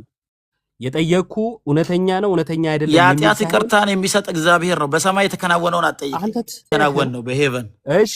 እሺ አንዴ የስ ቁጥር 16 ላይ አሁንስ ለምን ትዘገያለህ? ተነሳና ስሙን እየጠራህ ተጠመቅ ከኃጢአትም ታጠብ ይለዋል። ለምንድን ነው እሱ በደማስቆ መንገድ አምኖ የኃጢአት ስርየት ያገኘው? ግን ከ3 ቀን በኋላ በደማስቆ ሐናንያን አግኝቶት ተጠመቅ ካለው በኋላ ለምን ይህን የኃጢአት ስርየት ጊዜው ለምን ተለያየ? ካመነና ከተጠመቀ መካከል ማለት ነው። ግልጽ ነው። ቅድም ነገርኩ እኮ ለምን መቼ ነው ያመነስትለኝ? ኢንካውንተር አድርጓል። በዛ ሰዓት ኢንካውንተር አድርጓል። እውነተኛ እምነት ካመነ ከልብ በደማስቆ መንገድ ብለኛል። ወደኋላ አትመለስ። በደማስቆ መንገድ ብለኛል። ኢንካውንተር በደማስቆ አድርጓል መንገድ ብያለሁ። ለምን የኃጢአት ስርየት እምነት አላገኘም? እምነት ከልብ የሚወጣ ነው፣ ፕሮዲውስ ለምን የሚደረግ የኃጢአት ነው። ስርየት አላገኘም? አረ ስማኝ፣ ለምን ከልብ የኃጢአት ስርየት አላገኘም? እየሰማህ እኮ ነው። ምንድን ነው እየነገርኩህ እኮ ነው ያለሁት። ከልብ የሚወጣ ፕሮዲውስ የሚሆን ነው እኮ እምነት። ሐናንያ ተጠመቅ የኃጢአት እኔ ስለ ስርየትን እምነት አብራራ ታገኛለህ፣ ስሙን አላልኩም። የጠራ አየህ ተጠመቅ። አንተ አረ ስማኝ፣ ስለ እምነት አብራራ አላልኩም። እኔ ለምን እንደዚህ አይነት እኔ የኃጢአት እንደዚህ ስርየት አይነት እንደዚህ አላገኘም አይነት ባመነ ቆራርጠህ ሰዓት ነው ያልኩት። እንደዚህ አይነት መልስ እኔ አልመልስልህም። አትልፋ። እሺ ችግር የለውም ችግር የለውም። ለምን እንደማትመልስ ስለማቅ ብዙ አልጫነም። ያ እሺ ምንም ጥቅም የለውም። ዮሐንስ ወንጌል ምዕራፍ 3 ላይ ችግር የለውም። ዮሐንስ ወንጌል ምዕራፍ 3 ላይ ሰው ስክሪፕቸር ዳግመኛ የጠየቀኝ ከውሃና ስክሪፕቸር ከመንፈስ ላይ ይሄ ካልተወለደ ማለት በቀር አይ ቲንክ ኧረ ጀነራል እባክህ ስለ ዮሐንስ ዮሐንስ ስንት ነው ወንጌል ያልከኝ? ምዕራፍ 3 ቁጥር 5 ላይ ቃል በቃል እያነበብኩት ነው። ኢየሱስም መለሰ እንዲህ ሲል እውነት እውነት እልሃለሁ ሰው ከውሃና ከመንፈስ ካልተወለደ በቀር ወደ እግዚአብሔር መንግሥት ሊገባ አይችልም አለው። እሺ ከውሃና ከመንፈስ መወለድ ለዳግም ውልደት ይጠቅማል ብለህ ታምናለህ ወይስ አታምንም? አምናለሁ እንጂ እሺ ከውሃና ከመንፈስ መወለድ ጥምቀት ነው? ጥምቀት ነው፣ ግን የምድር የውሃ ጥምቀት አይደለም። ለምን? እሺ ከሕዝቅኤል የምን ነው ጥምቀት ቀጥታ ነው? ቃሉን የጠቀሰው። ከሕዝቅኤል 36 የምን ነው ጥምቀት ኢየሱስ። ነው? ቆይ የምን ከሕዝቅኤል ጥምቀት ነው? 36 ነው የጠቀሰው የጠቀሰው። አልጠየቅኩም። ከምን ጠቀሰው ብዬ አልጠየቅኩም። የጠየቅኩ የምን ጥምቀት ነው? የምን የውሃ አይደለም ብለኛል። የምን ልነግርህ እኮ ነው። በምድር ሳይሆን እኮ የምን በምድር ይኸውልህ፣ አጥማቂው ጌታ ነው። ጥሩ ውሃ ረጭባቸዋለሁ በምንድን ነው ከኃጢአታቸውም እኮ ይነጻሉ። በምንድን ነው የሚጠመቀው? ሕዝቅኤል 36 እዛም ውሃ ነው የሚለው ወዳጄ። ኧረ በነገር ስማኝ እሺ፣ እኔ እናንብበው። አልጠየቅኩም። ይኸውልህ ከምን የሚለውን አልጠየቅኩም። አማርኛ አይሰማህም? ከፍተህ እናንብበው። የምን ጥምቀት ነው? የምን ጥምቀት? እሺ ቦታው የውሃ የሚለው አይደለም አልከኝ። እሺ ቦታው የሚለው ቆይ እሺ ስማኛ፣ ቦታው የሚለው ሕዝቅኤልን አልጠየቅኩም። አማርኛ አይሰማህም? ኦ ማይ የጠየቅኩ ጎድነስ የውሃ ጥምቀት ካልሆነ የምን ጥምቀት ነው?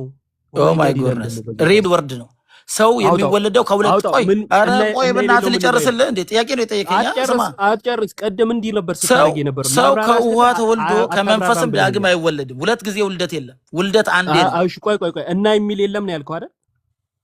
አማርኛው ነው እና የሚለው ነው ያልኩ። ወርዱ እሺ የግሪኩ ወርድ ምኑ ነው? የግሪክ ወርድ እና አንድ ማይለው ቃል ምኑ ነው። ነው? እና የግሪክ ማይለው ወርድ ምኑ አንድ ቃል የትኛው ነው። ነው? ኧረ ስማ አውጣው ግሪኩን፣ አውጣው ግሪኩን፣ እሺ ግሪኩን አውጣው ቶሎ በል። ቆይ እሺ ታይም ሰጣለሁ እሱን ለማሳየት ችግር አውጣ የለውም። ይሄኛው አውጣ። ታይምን ተጠቀም እኔ አሳያለሁ። ነኝ ሰዓት ሰጪው እኔ ነኝ። የኔ ሰዓት ነው አንተ አይደለም። አውጣው አሁን ግሪኩን እሺ አውጣው። አሁን ቪዲዮ ማብራት ምናምን ታይም ይሄድብሃል። ጨርስና እኔ እሰጥሃለሁ። ታይም አትግደል። ታይም እኔ የምናገረውን ስማ መጀመሪያ እሰጥሃለሁ። ይሄ ታይም ላይ እሰጥሃለሁ። ግሪኩን አውጣው። አልፈልግም አይደለም የምፈልገው። እኔ ጠያቂ አይደለም። እኔ አሁን የምፈልገው ማስረጃውን አውጣው ግሪኩን። ወንድሜ ከፍትልሃለሁ አልኩ። እሺ ማውጣት ትችላለህ? አውጣለን። እኮ ሉቃስ አውጣ። አውጣዋ። ቪዲዮ ማብራት አይመቸኝም። አውጣው። አንተ አውጣው። ራስህ ግሪኩን አውጣ። አውጣ። ራስህ ሉቃስ አውጣ። አንተ አውጣለት። ነህ ያልከው። ግሪክ ያልከው አንተ ነህ። ይሄ ነው እንግዲህ። አሁን አንተ ራስህ አውጣ። ለመረበሽ ግሪክ ያልከው ፈለግ። አንተ አየህ፣ ነህ። ለመረበሽ በትልቁ ፈለግ። አድርገው። ኧረ በጌታ እኔም ስጠይቅ እንደዚህ ስትሆን እንደዛ አላልኩህም። ስለዚህ ጥያቄ ጠይቀኝ አትመልስም ብለህ ልመልስ። በመሀል ካልሆነ ቶ ስታስቆመኝ በቃ እንኳን እንደዛ ካልሆነ አላልኩህም። ምንም ቶ ይኸው መልስ አውጣና አሳያልኩህ እኮ። ወይ መድኃኒዓለም እኔ አሳያለሁ ብያለሁ እኮ ታይምን ተጠቀም። አሁን ታይምን ጨርስ። አሁን እኔ ካሜራ ማብራት አይመቸኝም። ከፈለግ እሺ ሉቃስ እሺ ካሜራ ላይ ችግር የለም ስላለ ችግር ሉቃስ የለም የግሪኩን ና ይሄን ና ቨርስ ሉቃስ ኧረ አይደለም ስማኝ ራስህ ነው አንድ ጊዜ የምትከፍተው እንዴ ቶ አልፈልግም የኔ ሰዓት ነው አልፈልግም ስማኝ አትግደልብኝ እንጂ ሰዓቴ አልፈልግም የኔ ሰዓት ነው እሺ ለምን እንደሆነ ልናገር ያንተን እሺ እኮ ወሬ የጠየቀውን መስማት ጥያቄ ልናገር እሺ አይጠበቅብኝም ከውሃና ከመንፈስ የሚለው ለምን ትናገራለህ አላሳይም አልክ አይደለ አላሳይም አልክ አይደል በቃ አቆምኩትና ሌላ ጥያቄ እየጠየቅኩ ነው ማርቆስ 16 ላይ እሺ እንዲህ ይላል ማርቆስ ወንጌል ምዕራፍ 16 ቁጥር 16 ያመነ የተጠመቀም ይድናል ያላመነ ግን ይፈረድበታል ይላል የሚድነው ምን ያደረገ ነው ያመነ የተጠመቀ እሺ ታምናለህ እንደዛ ብለህ አዎ የሚፈረድበት ምን ያደረገ ነው እዛው የሚፈረድበት ምን የሆነ ነው እሱ የኔ ጥያቄ ሰዓት ነው ያንተ የሚፈረድበት ደግሞ ለመዳን ያመነ የተጠመቀ ነው የሚድነው አዎ ይድናል ያመነ የተጠመቀ ይድናል ያመነ የተጠመቀ ይድናል አዎ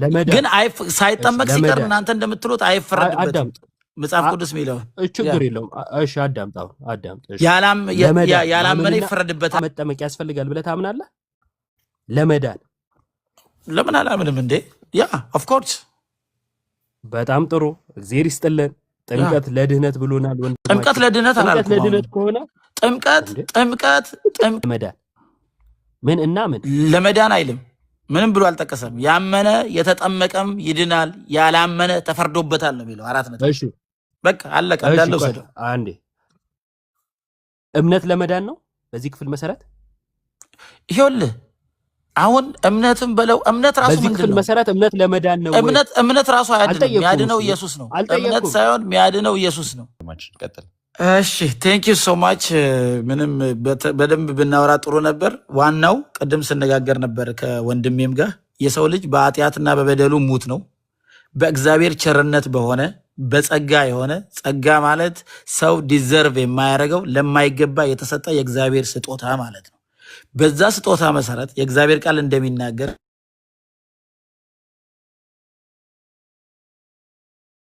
ለተቀበሉት ሁሉ በክርስቶስ ኢየሱስን ላመኑት የዘላለም ሕይወት ይሰጣቸዋል የሚያድነው ኢየሱስ ብቻ ነው ቅድም ኮሜንት ሲጽፍ ነበር ኢየሱስ ብቻ ስትሌላውን አግልሃል ሲሉ ኢየሱስ እኔ መንገድ ሕይወት ነኝ ብሏል በር ነኝ የበጎች መግቢያ በር ነኝ ብሏል ኢየሱስን ያመነ ከእግዚአብሔር አብ ከመንፈስ ቅዱስ ጋር ህብረት ይኖረዋል ይገናኛል ፌሎሺፕ ያደርጋል ማለት ነው የዘላለም ሕይወት ያገኛል የእግዚአብሔርም ጽድቅ ያገኛል የእግዚአብሔር ልጅ ስልጣን ይሰጠዋል በሱ የሚያምን የልጅነት ስልጣን ነው የሚሰጠው የእግዚአብሔር ልጅ ይሆናል የእግዚአብሔር ልጅ ሲሆን ደግሞ የእግዚአብሔር መንፈስ በውስጡ ይኖራል ስለዚህ ከእግዚአብሔር ጋር አሁን ልጆች ናቸው እንጂ ባሪያ አይደላችሁም እንደሚል የእግዚአብሔር ቤተሰብ ይሆናል ማለት ነው አውትሳይደር ሳይሆን ፋሚሊ የእግዚአብሔር ልጅ ይሆናል እንዴት ሆኖ በአንዱ መታዘዝ በክርስቶስ ኢየሱስ ብቻ ጸድቅ ያለው ጻድቅ ነኝ ስለኔ የክርስቶስ ጽድቅ ለኔ ተቆጥሮልኛል እያልኩ ነው ዕብራውያን 10:10 ላይና 10:14 የሚለውን ዋንስ ፎር ኦል የሆነ ቅድስናን አግኝቷል በክርስቶስ ኢየሱስ ያመነ ያ ደግሞ 10:14 ላይ ዕብራውያን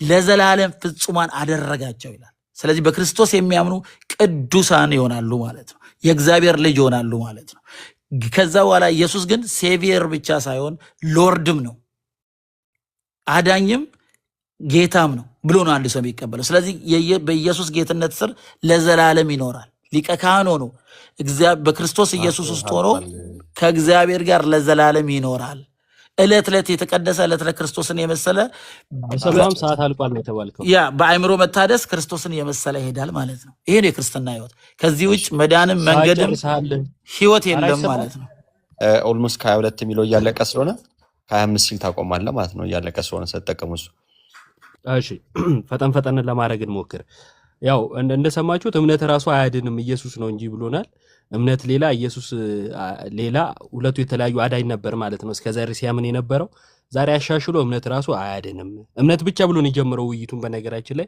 የሚያድነው እምነት ብቻ ነው ብሎ ጀምሮ እምነት ብቻ ራሱ አያድንም ብሎናል ቴንኪው እንደዚህ አይነት ወዲያ የመጣው ከምን የተነሳ ነው ያው ታውቁታላችሁ ከዛን የጠቀስናቸው ጥቅሶች ነበሩ ቅድም ለምሳሌ አንደኛ ጴጥሮስን ጠቅሼ ይህም ውሃ ማለት ጥምቀት ምሳሌ ሆኖ አሁን ያድነናል ያሉን ቃል በቃ ልክ እንዳሁኑ አንብቤ ስጠይቀው ካላነበብኩ ሙሉን ብሎ ጊዜ ለመግደል ሞክሯል። ምክንያቱም እዛ ጋር ጥምቀት ያድናል ስለተባለ ጥምቀት ያድናል የሚለውን ከተቀበለ እምነት ብቻ የሚለው ስለሚፈርስ ማለት ነው።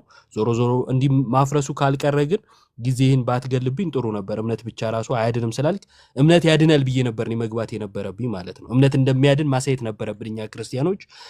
በመጨረሻ ወንድማችን እምነት ራሱ ስለካደ ለአንተ አሁን ያለኝ መልእክት ምንድን ነው? እምነት ያድናል። እሺ እምነት ያድናል። እምነት ያድናል ሲባል ኢየሱስ አያድንም ማለት አይደለም። እና ይሄ ደግሞ ፕሮቴስታንት ውስጥም ተሰምቶ ማይታወቅ ትልቅ ስህተት ነውና ለወደፊቱ እንደዚህ አይነት ስህተት አትስራ። የመጨረሻ ነገር ደግሞ ምንድነው የምልህ ብዙውን ትምህርት ቅድም ስላነሳ ነው ተለሳልሶ ስለተወራ እንደው የኢየሱስ ተቆርቋሪ ለመምሰል ስለተሞከረ እውነት አለህ ማለት አይደለም። ከቅድም ጀምሮ ሙሉ ለሙሉ ስህተት ነው የምታወራው። ድህነት አልገባም ወዳጄ። አንዳንድ ነገሮችን ጣል ስታረክ ስለነበረን በዚህ መልኩ እንትመለልህና ድህነትን በፍጹም አልገባም። ቁጭ ብለን እንደገና ብትማር እኔ ወንድም በጣም ደስተኛ ነው መሆኑ። ምክንያቱም ወደ ድህነት እንድትመጣ ስለምፈልግ። ጌታ ኢየሱስ ክርስቶስ የማርቆስ ወንጌል ምዕራፍ 16 ላይ ምን ብሏል? ያመነ የተጠመቀም ይድናል ብሏል። ያመነ የተጠመቀም ይድናል። እኛ እንዴት እንቀበሏል? ልክ እንደዚሁ ስለ ድነት ስናወራ፣ ስለ ፍርድ ስናወራ ደግሞ ያላመነ ይፈረድበታል። ይኸው እቀበሏለሁ።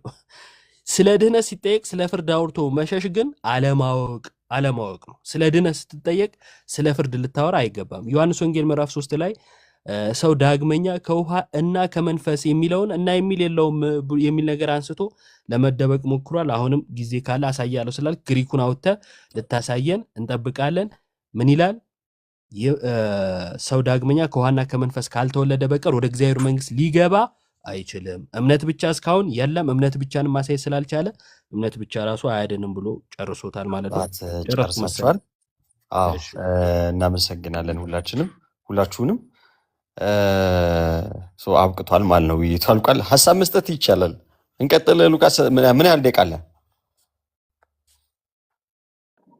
እኔ ያለው እሺ፣ አንተ ተናገርና እኔም ትንሽ ነገር ተናገሬ ቃሉ የተሰማልን ኢዮባ እኔ አመስገኘ ሉጣ ባረኬ ሉቃሴ እንደገና እንግዲህ መልሼ አስገብቶ ነው ኢዮብ እንትን ያደረገኝ። ቴንክ ዩ ሶ ማች አጌን በጣም አመሰግናችኋለሁ። እግዚአብሔር ከእናንተ ጋር ይሁን። ጸጋ ይብዛላችሁ ለሁላችሁም። ኢዮብም ቴንክ ዩ ሶ ማች ማይ ብራዘር። እሺ ወንድማችን ሰላም ደህና እናመሰግናለን። እግዚአብሔር ያክብርልን። እንትን ያደርገኛል። እሺ ቀጥል ሉቃሴ። ጥያቄ ልጠይቅህ። አንድ ማለት ቅድም ሲወጣ የነበረው ኢነርጂ ነበረ ቆይተን ስለነበረ ሉቃስን በጣም እንደወደደው የሱ ሐሳብ እንደተመቸው የሱ በጣም አፕሪሺየት አድርጎ ኢነርጃይዘር ሆኖ ነበር የወረደው ማለት ነው። ጥያቄ ግን ሉቃስ እውነት ይህንን በጣም ፕሬዘንት እንድታደርግ እፈልጋለሁና ቅድም እሱ ሲወጣ በነበረክ እይታ ለሱ የነበረክ እይታና አሁን ላይ ደግሞ ከኢዮብ ጋር ያደረጉት እይታ ምንድነው የታዘብከው? ማለት ሰው እውነት ከቃሉ ጋር ሲኖር ምን ይመስላል የሚለውን ከመግለጥ ባለበት ደረጃ እንድታወራ ፈልገዋለሁ። ለምን ለብዙዎች ለኦርቶዶክሳውያንም ለፕሮቴስታንትም ሰው በቃሉ ላይ እንዴት አለ የሚለውን ነገር እንድታወራ ስለፈለኩ ቴንክ ዩ። ያ ውይይታችን ስንጀምረው ስለ ቅዱስ ቁርባን ጀምረን ነበረ። ያው ቤት ርዕስ ስለነበረ ስለሱ አውርተን አንዱ ወንድም ገብቶ ነበረ፣ አፖስትል ምናምን ነው ስሙ። እሱም ገብቶ ነበረ እና በቃ የኦርቶዶክስ እምነት እንደዚህ ነው የምታምነው እንደዚህ ነው ብሎ ነበረ እና እኔም አስተማሪ ነኝ፣ ማውቀው ልታስተምረኝ አትችልም። ቤተክርስቲያን ልታስተምረኝ አባቶች ያስቀምጡልኝ ትምህርት ነው የምቀበለው እንጂ ግለሰብ ሀሳብ አልቀበልም። እና እኔም ራሴ ወደ ቤተክርስቲያን የተመለስኩት እኮ ቤተክርስቲያን ትምህርቷ ትክክል ነው፣ እኔ ራሴ ያረዳል የትም አያደርስም ቢሆን ነገር ስላሰብኩኝ ነው፣ ወደዛ ድንጋቤ ስለመጣው ነው። እና ስለ ቁርባን አውርተን ከዛ እየዘሉ ወደ ቅዳሴ ለማውራ ስለ አኩቴተ ቁርባን እዚያ ነገሮች ባይዘዌ ሰው በቁርባን ሳያምን ቅዳሴ በፍጹም ከኔ ጋር ሊያወራ አይችልም። በፍጹም ሊያወራ አይችልም። በክርስቶስ ጋር አንድ ሳንሆን ቅዳሴ እንዴት እናወራለን? እሱ ሌላ ሌቨል እኮ እሱ ሰማያዊ አምልኮ ሰማይና ምድር አንድ የሚሆንበት ሰማያዊ አምልኮ ነው በጣም እና በመስዋዕቱ ላይ የሚሰዋው መስዋዕት አንድ ሳንሆን በግንዛቤ በአነጋገር ወደ እሱ መሄድ አንችልም ብዬ ተናግሬ ነበር እና የጌታ ስጋና ደም በምን መንገድ ነው የምታየው ብዬ ነው የጠየኩት። ሲያወራ ምንድን ነው ያለው? እኔ ማስበው እሱና አፖስትል ነው ሁለቱም። እኔ ሎንግ ሪኮርዲንግ አለኝ 6 ሰዓት ምናምን ተቀምጠናል ዛሬ። ምንድን ነው ያሉኝ? ሁለቱም ህብረት አለው ከክርስቶስ ጋራ ስጋው ደሙ። እሺ አልኩት እና ህብረት ካለው ይሄ ህብረትነት በምን መንገድ ነው የምትረዳው? ህብረት አለው የሚለው አንደኛ ቆሮንቶስ ምዕራፍ 10 አንብቤ ነበረ፣ በእንግሊዝኛ በአማርኛ ሁለቱም መንገድ፣ በእንግሊዝኛ በቂ ካልሆነ በአማርኛ እና ስሰማው ምንድን ነው ያለኝ? በጣም ከባድ ነው። እንደ የሆነ ካኒባሊዝም አንዳንድ ኤቲስቶች የሆነ እኛ ስለ ቁርባን ስናወራ የሆነ ካኒባሊዝም መንገድ የሚወስዱት ሰዎች አሉ ስባት እና እንደዚህ አይነት ነገር እየሄደ ነበረ ወደዚህ አይነት ንግግር ለማውራት እና አቆምኩትና ይሄ በፍጹም የማይሆን ነገር ነው አናውራም። እኔ ያልኩት አንዴ በተሰዋው መስዋዕት በዕለተ መስቀል ላይ በዕለተ ዓርብ የተሰራው መስዋዕትነት የክርስቶስ ስጋ የፈሰሰው ደም ከሱ መስዋዕት ነው የምንቀበለው እንጂ ዳግመኛ ክርስቶስ በቤተ መቅደስ ውስጥ እየተሰቀለ ወይ እየተገደለ አይደለም ይብለው ነው ያልኩት። ወደዛ ይሄ ኢየሱስ ክርስቶስ እየተገደለ ነው የተሰቀለ ነው ዳግመኛ እየገደሉት ነው የሚለውን ነገር በጣም ከባድ ንግግር እየመጣ ነበር። እሱም ራሱ ህብስት በለው እያልኩት ነበረ። ቂጣ ይለዋል እሱና ጓደኛው ወይ ከሱ ጋር የገባው ወንድም እና ቂጣ የሚባል ነገር በፍጹም ተርሚኖሎጂው ደስ አይልም። በዚህኛው በአማርኛም አይመችም። ብሬድ ህብስት ነው የሚሻለው። ብሉይ ኪዳን በአዲስ ኪዳን ህብስት ነው መጽሐፍ ቅዱስ ሲጀምር። ቂጣ የሚባል ነገር ሽታው የለም መጽሐፍ ቅዱስ ውስጥ እና በዚህ ላይ ስናወራ ምንድነው ያልኩት? ቅዱስ ቁርባን የክርስቶስ ጸጋ ከክርስቶስ የምንቀበለው ድህነት ነው የዘላለም ህይወት ነው እንጂ ከክርስቶስ ተነጥሎ የድህነት መንገድ አይደለም። ቅዱስ ቁርባን ብንል የዘላለም ህይወት የምናገኝበት ከክርስቶስ ነው። የሚያጸድቀን የሚያድነን የኃጢአት ስርየት የሚሰጠን የዘላለም ህይወት የሚሰጠን ክርስቶስ ነው። በሚስጥራት በኩል ክርስቶስ እናገኘዋለን። ለዚህ ነው ኦርቶዶክስ ተዋሕዶ ቤተክርስቲያን ያለ ቤተክርስቲያን መዳናችን መፈጸም አይቻልም። ወደ ክርስቶስ መቅረብ አይቻልም። ከቤተክርስቲያን ውጭ የሆነ እንግዲህ ቁርባን ልትቀበል አትችልም እና ቤተክርስቲያን ያስፈልጋል ለቅዱስ ጋብቻ፣ ለጥምቀት፣ ለቁርባን፣ ለሚስጥር ቀንዲ፣ ለራሱ የተታሙ ሰዎች ሽማግሌውን ጥሩ በእግዚአብሔር ስም ይጠራሉ። የሚጠሩት የእግዚአብሔርን ስም ቅባው የዛ ቅዱስ ዘይት ሲያርገበት እዛ የተታመመ ሰው ይፈወሳል፣ የኃጢአት ስርየት ያገኛል እና ሚስጥራት አስፈላጊ ናቸው ብዬ ተናግሬ ነበረ። ከዛ ምንድነው ያደረጉት? ኦኬ በሳልቬሽን ውስጥ የኛ ድርሻ አለ። ይሄ ፐርሰንት እያደረጉ ነበረ 10%፣ 50%፣ 100%። ምንድነው? ስንት ነው? ምንድነው ያልኩት? አንተ እኮ በጸጋ ያገኘኸው ድህነት ተጠብቋል። አሁን ደግሞ መጽሐፍ ቅዱስ ምን ይላል? የመዳን ቀን ዛሬ ነው።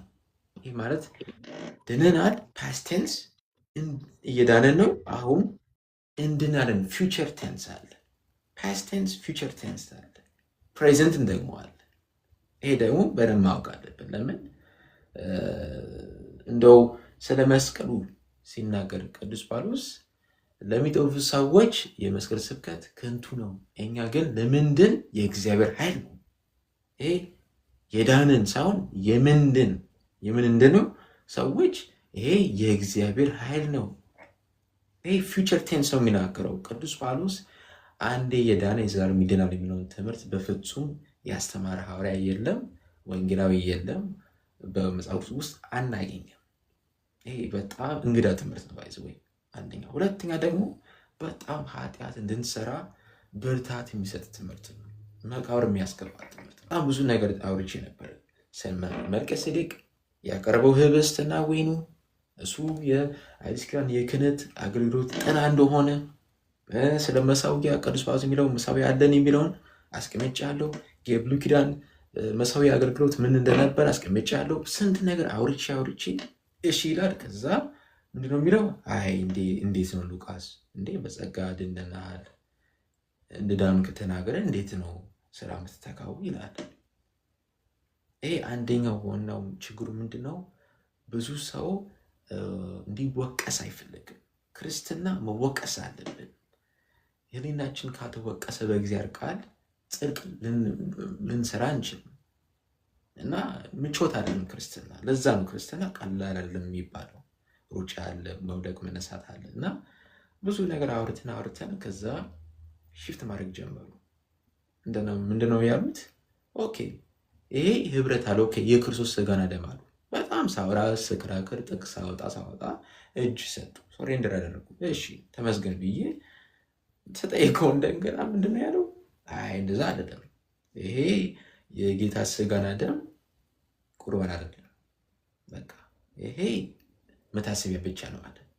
መጽሐፍ ውስጥ ለመታሰቢያ አድርጉት እንጂ መታሰቢያ ብቻ ነው አላለም። መታሰቢያ ሲጀመር ሜሞሪ ማድረግ ማለት መዘከር ማለት ማሰብ ማስተዋል እንጂ ያሳነሰዋል የሚለው ነገር የለም። ከስቅለቱ በፊት ክርስቶስ ተናግሯል ለ12 ደቀ መዛሙርቱ አይደለ? ይሄ ስጋዬ ነው፣ ይሄ ደሜ ነው። ቅዱስ ጳውሎስ ደግሞ አበጥሮ ተናግሯል። ቅዱስ ዮሐንስ ተናግሯል የክርስቶስ ስጋና ደም እንደሆነ። እኔ ለእንደዚህ አይነት ሰው አንደኛው ችግሩ ምንድነው? ብዙ ሰዎች የሚያስቡት ምንድነው? እንደ ፈሪሳውያን ነው። ፈሪሳውያን ምን አሉ? እንዴት ይሄ ስጋን ቆርጦ እንዴት ለኛ ይሰጣል እንድንበላው አይደል? ፈሪሳውያን ብዙ አሁን በአሁን ጊዜ የምናየው በምዕራባውያን ክርስትና ውስጥ የፈሪሳውያን አነጋገርና አስተሳሰብ በጣም አለ። በጣም ነው የሚያሳዝነው። የትንሣኤ ሙታንም አያምኑም፣ በቅዱሳን ሕያውነት አያምኑም፣ እኛ እዛን ህይወት እንዳለን አያስተውሉም።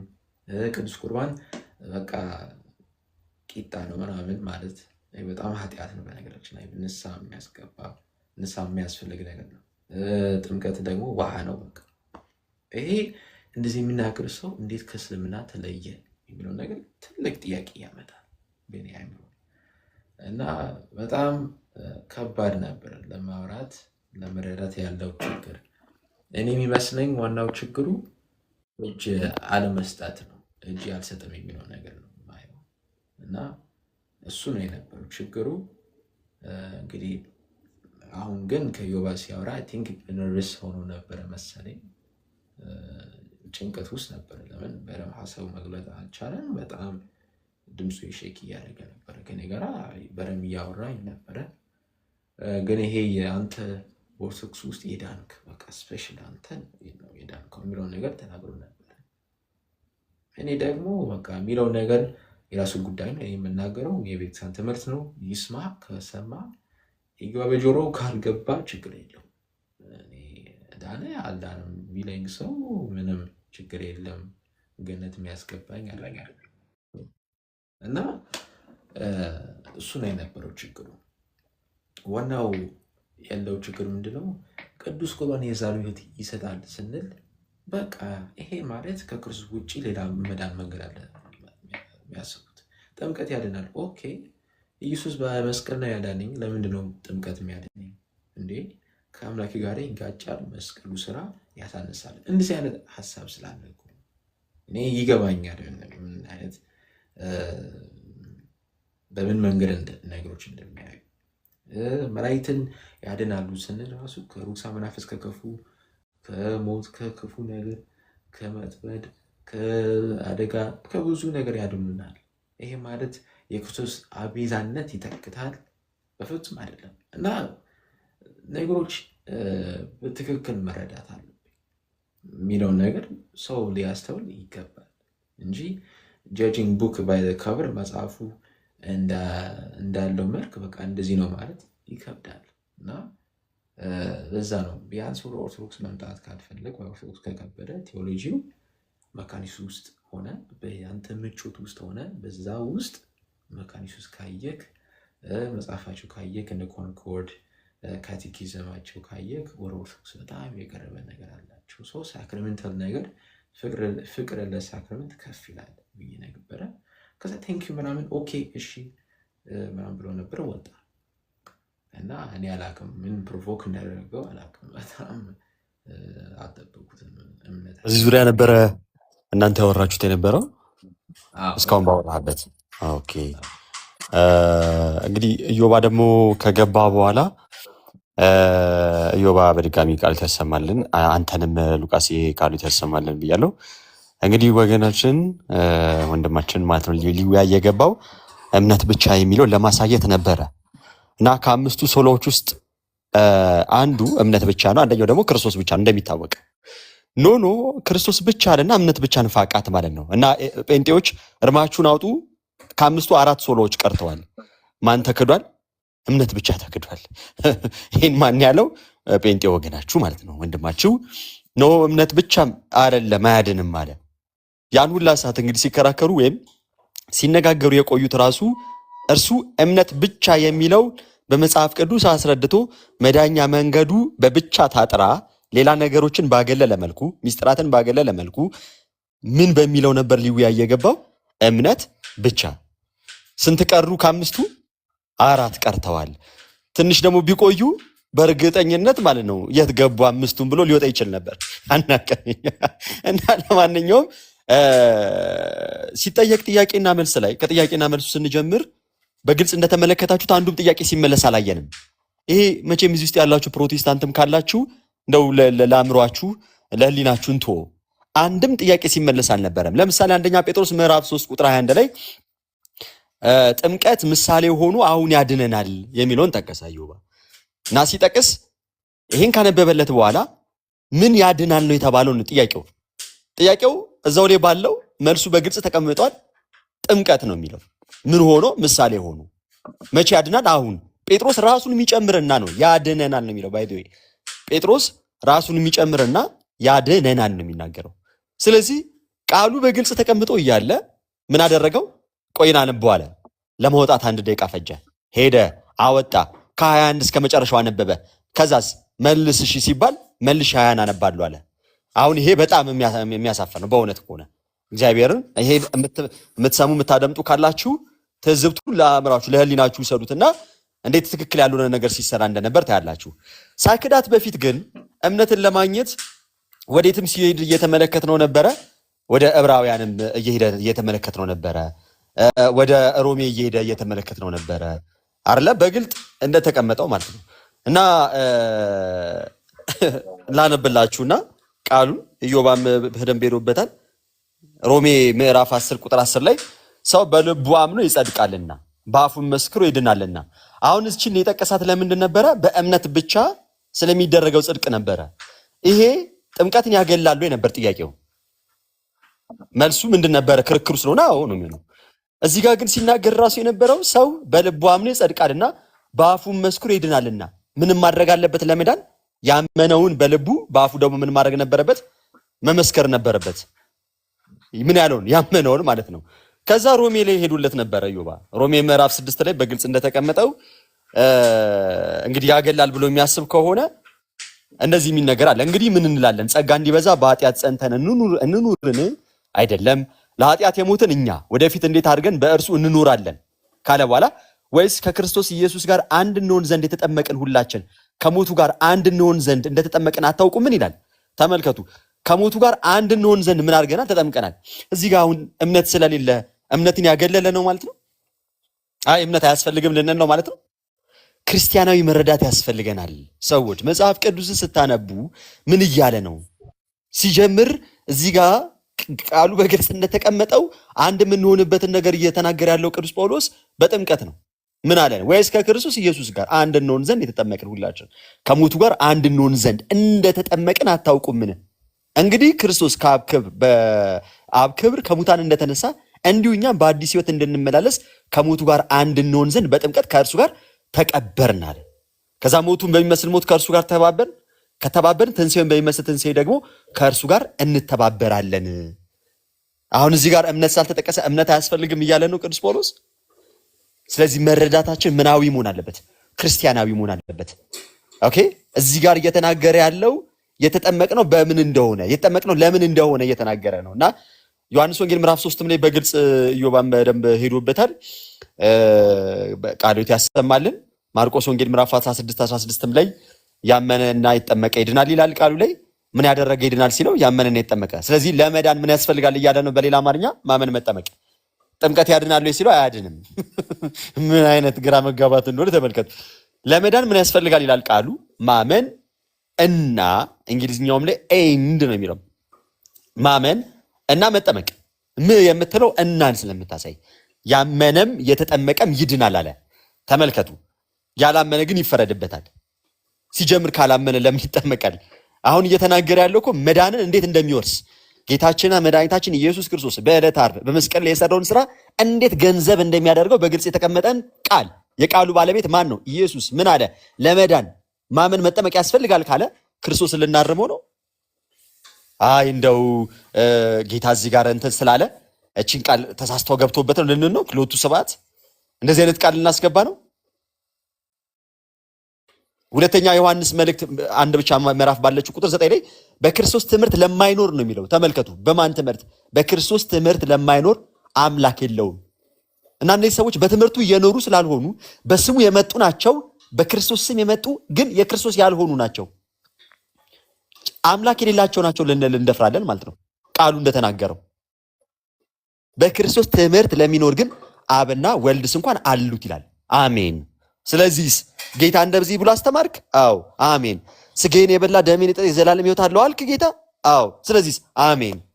ክርስቲያን ለቃሉ ተገዢ ፈጻሚ የሚሆን ነው እንጂ ክርስቶስን ለማረም የሚንደፋደፍ የሆነ አስተምህሮን ይዞ መጽሐፍ ቅዱስን እያነበበው ተመልከቱ። በጣም እኮ የሚያስቃችሁና የሚገርማችሁ ነገር እነዚህ ሰዎች እምነታቸው መጽሐፍ ቅዱስ ብቻ ነው። ለቃል ይናገሩታል። ያው አንዱን ብቻ ስለተሻረ ማለት ነው። መጽሐፍ ቅዱስ ላይ ደግሞ በግልጥ አማርኛ ከውሃና ከመንፈስ ካልተወለዳችሁ ካለ መንግስቴን የምትወርሱ አይደላችሁ ከተባለ ከውሃና ከመንፈስ መወለድ አለበት ማለት ነው። ከመንፈስ የተባለው ምን ነው ሲባል መንፈስ ቅዱስን ብለው ይናገራሉ። መልካም። ከውሃ ሲባል ውሃን ለመተርጎም ይሯሯጣሉ። ምንን ለመካድ? ጌታ ያስተማረውን ምንን? ጥምቀትን ለመካድ። የሆነ ነገርን ለሆነ ነገር ትርጉም ያመጡለትና የሆነ ነገርን ደግሞ እንደመጣው ደግሞ ለመቀበል ይፈልጋሉ። የሚመቻቸውን ይወስዳሉ፣ የማይመቻቸውን ገፍተው ለመጣል ይሞክራሉ።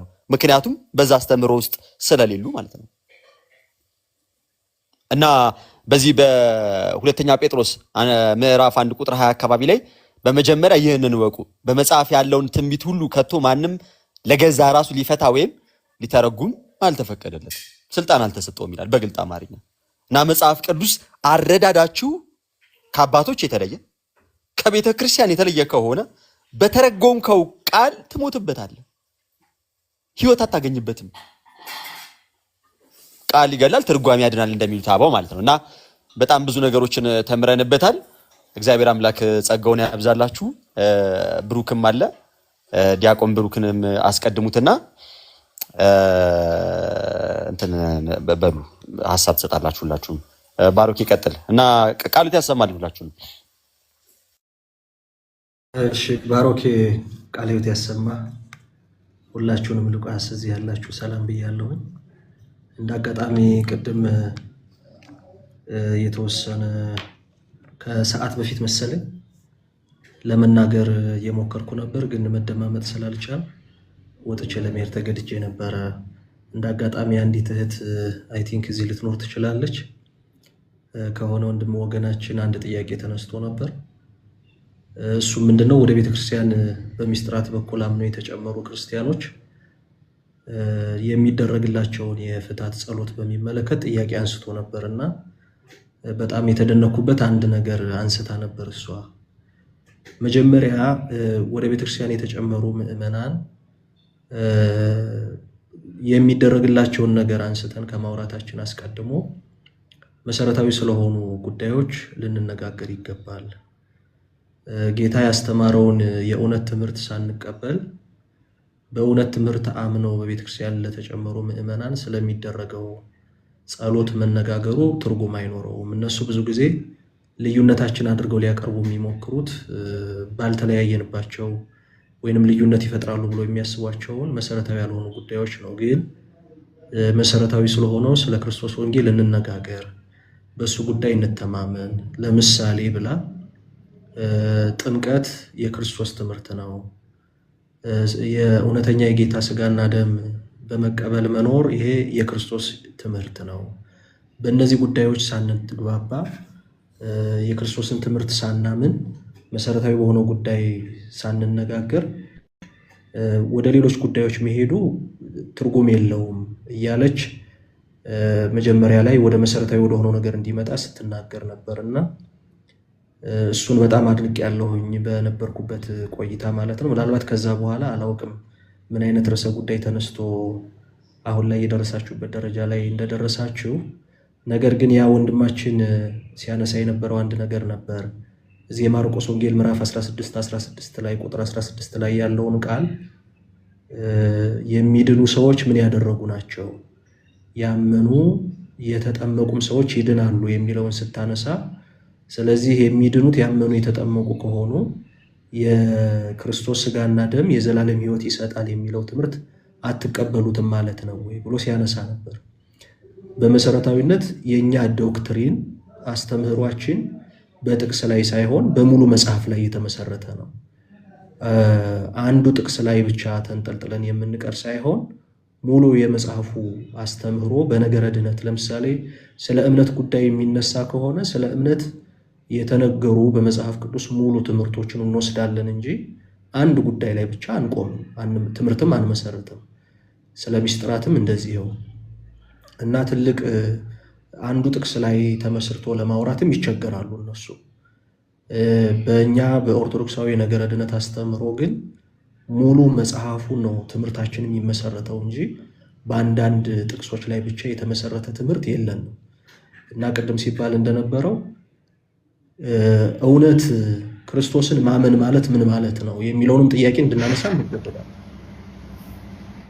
ክርስቶስን ማመን ማለት ምን ማለት ነው?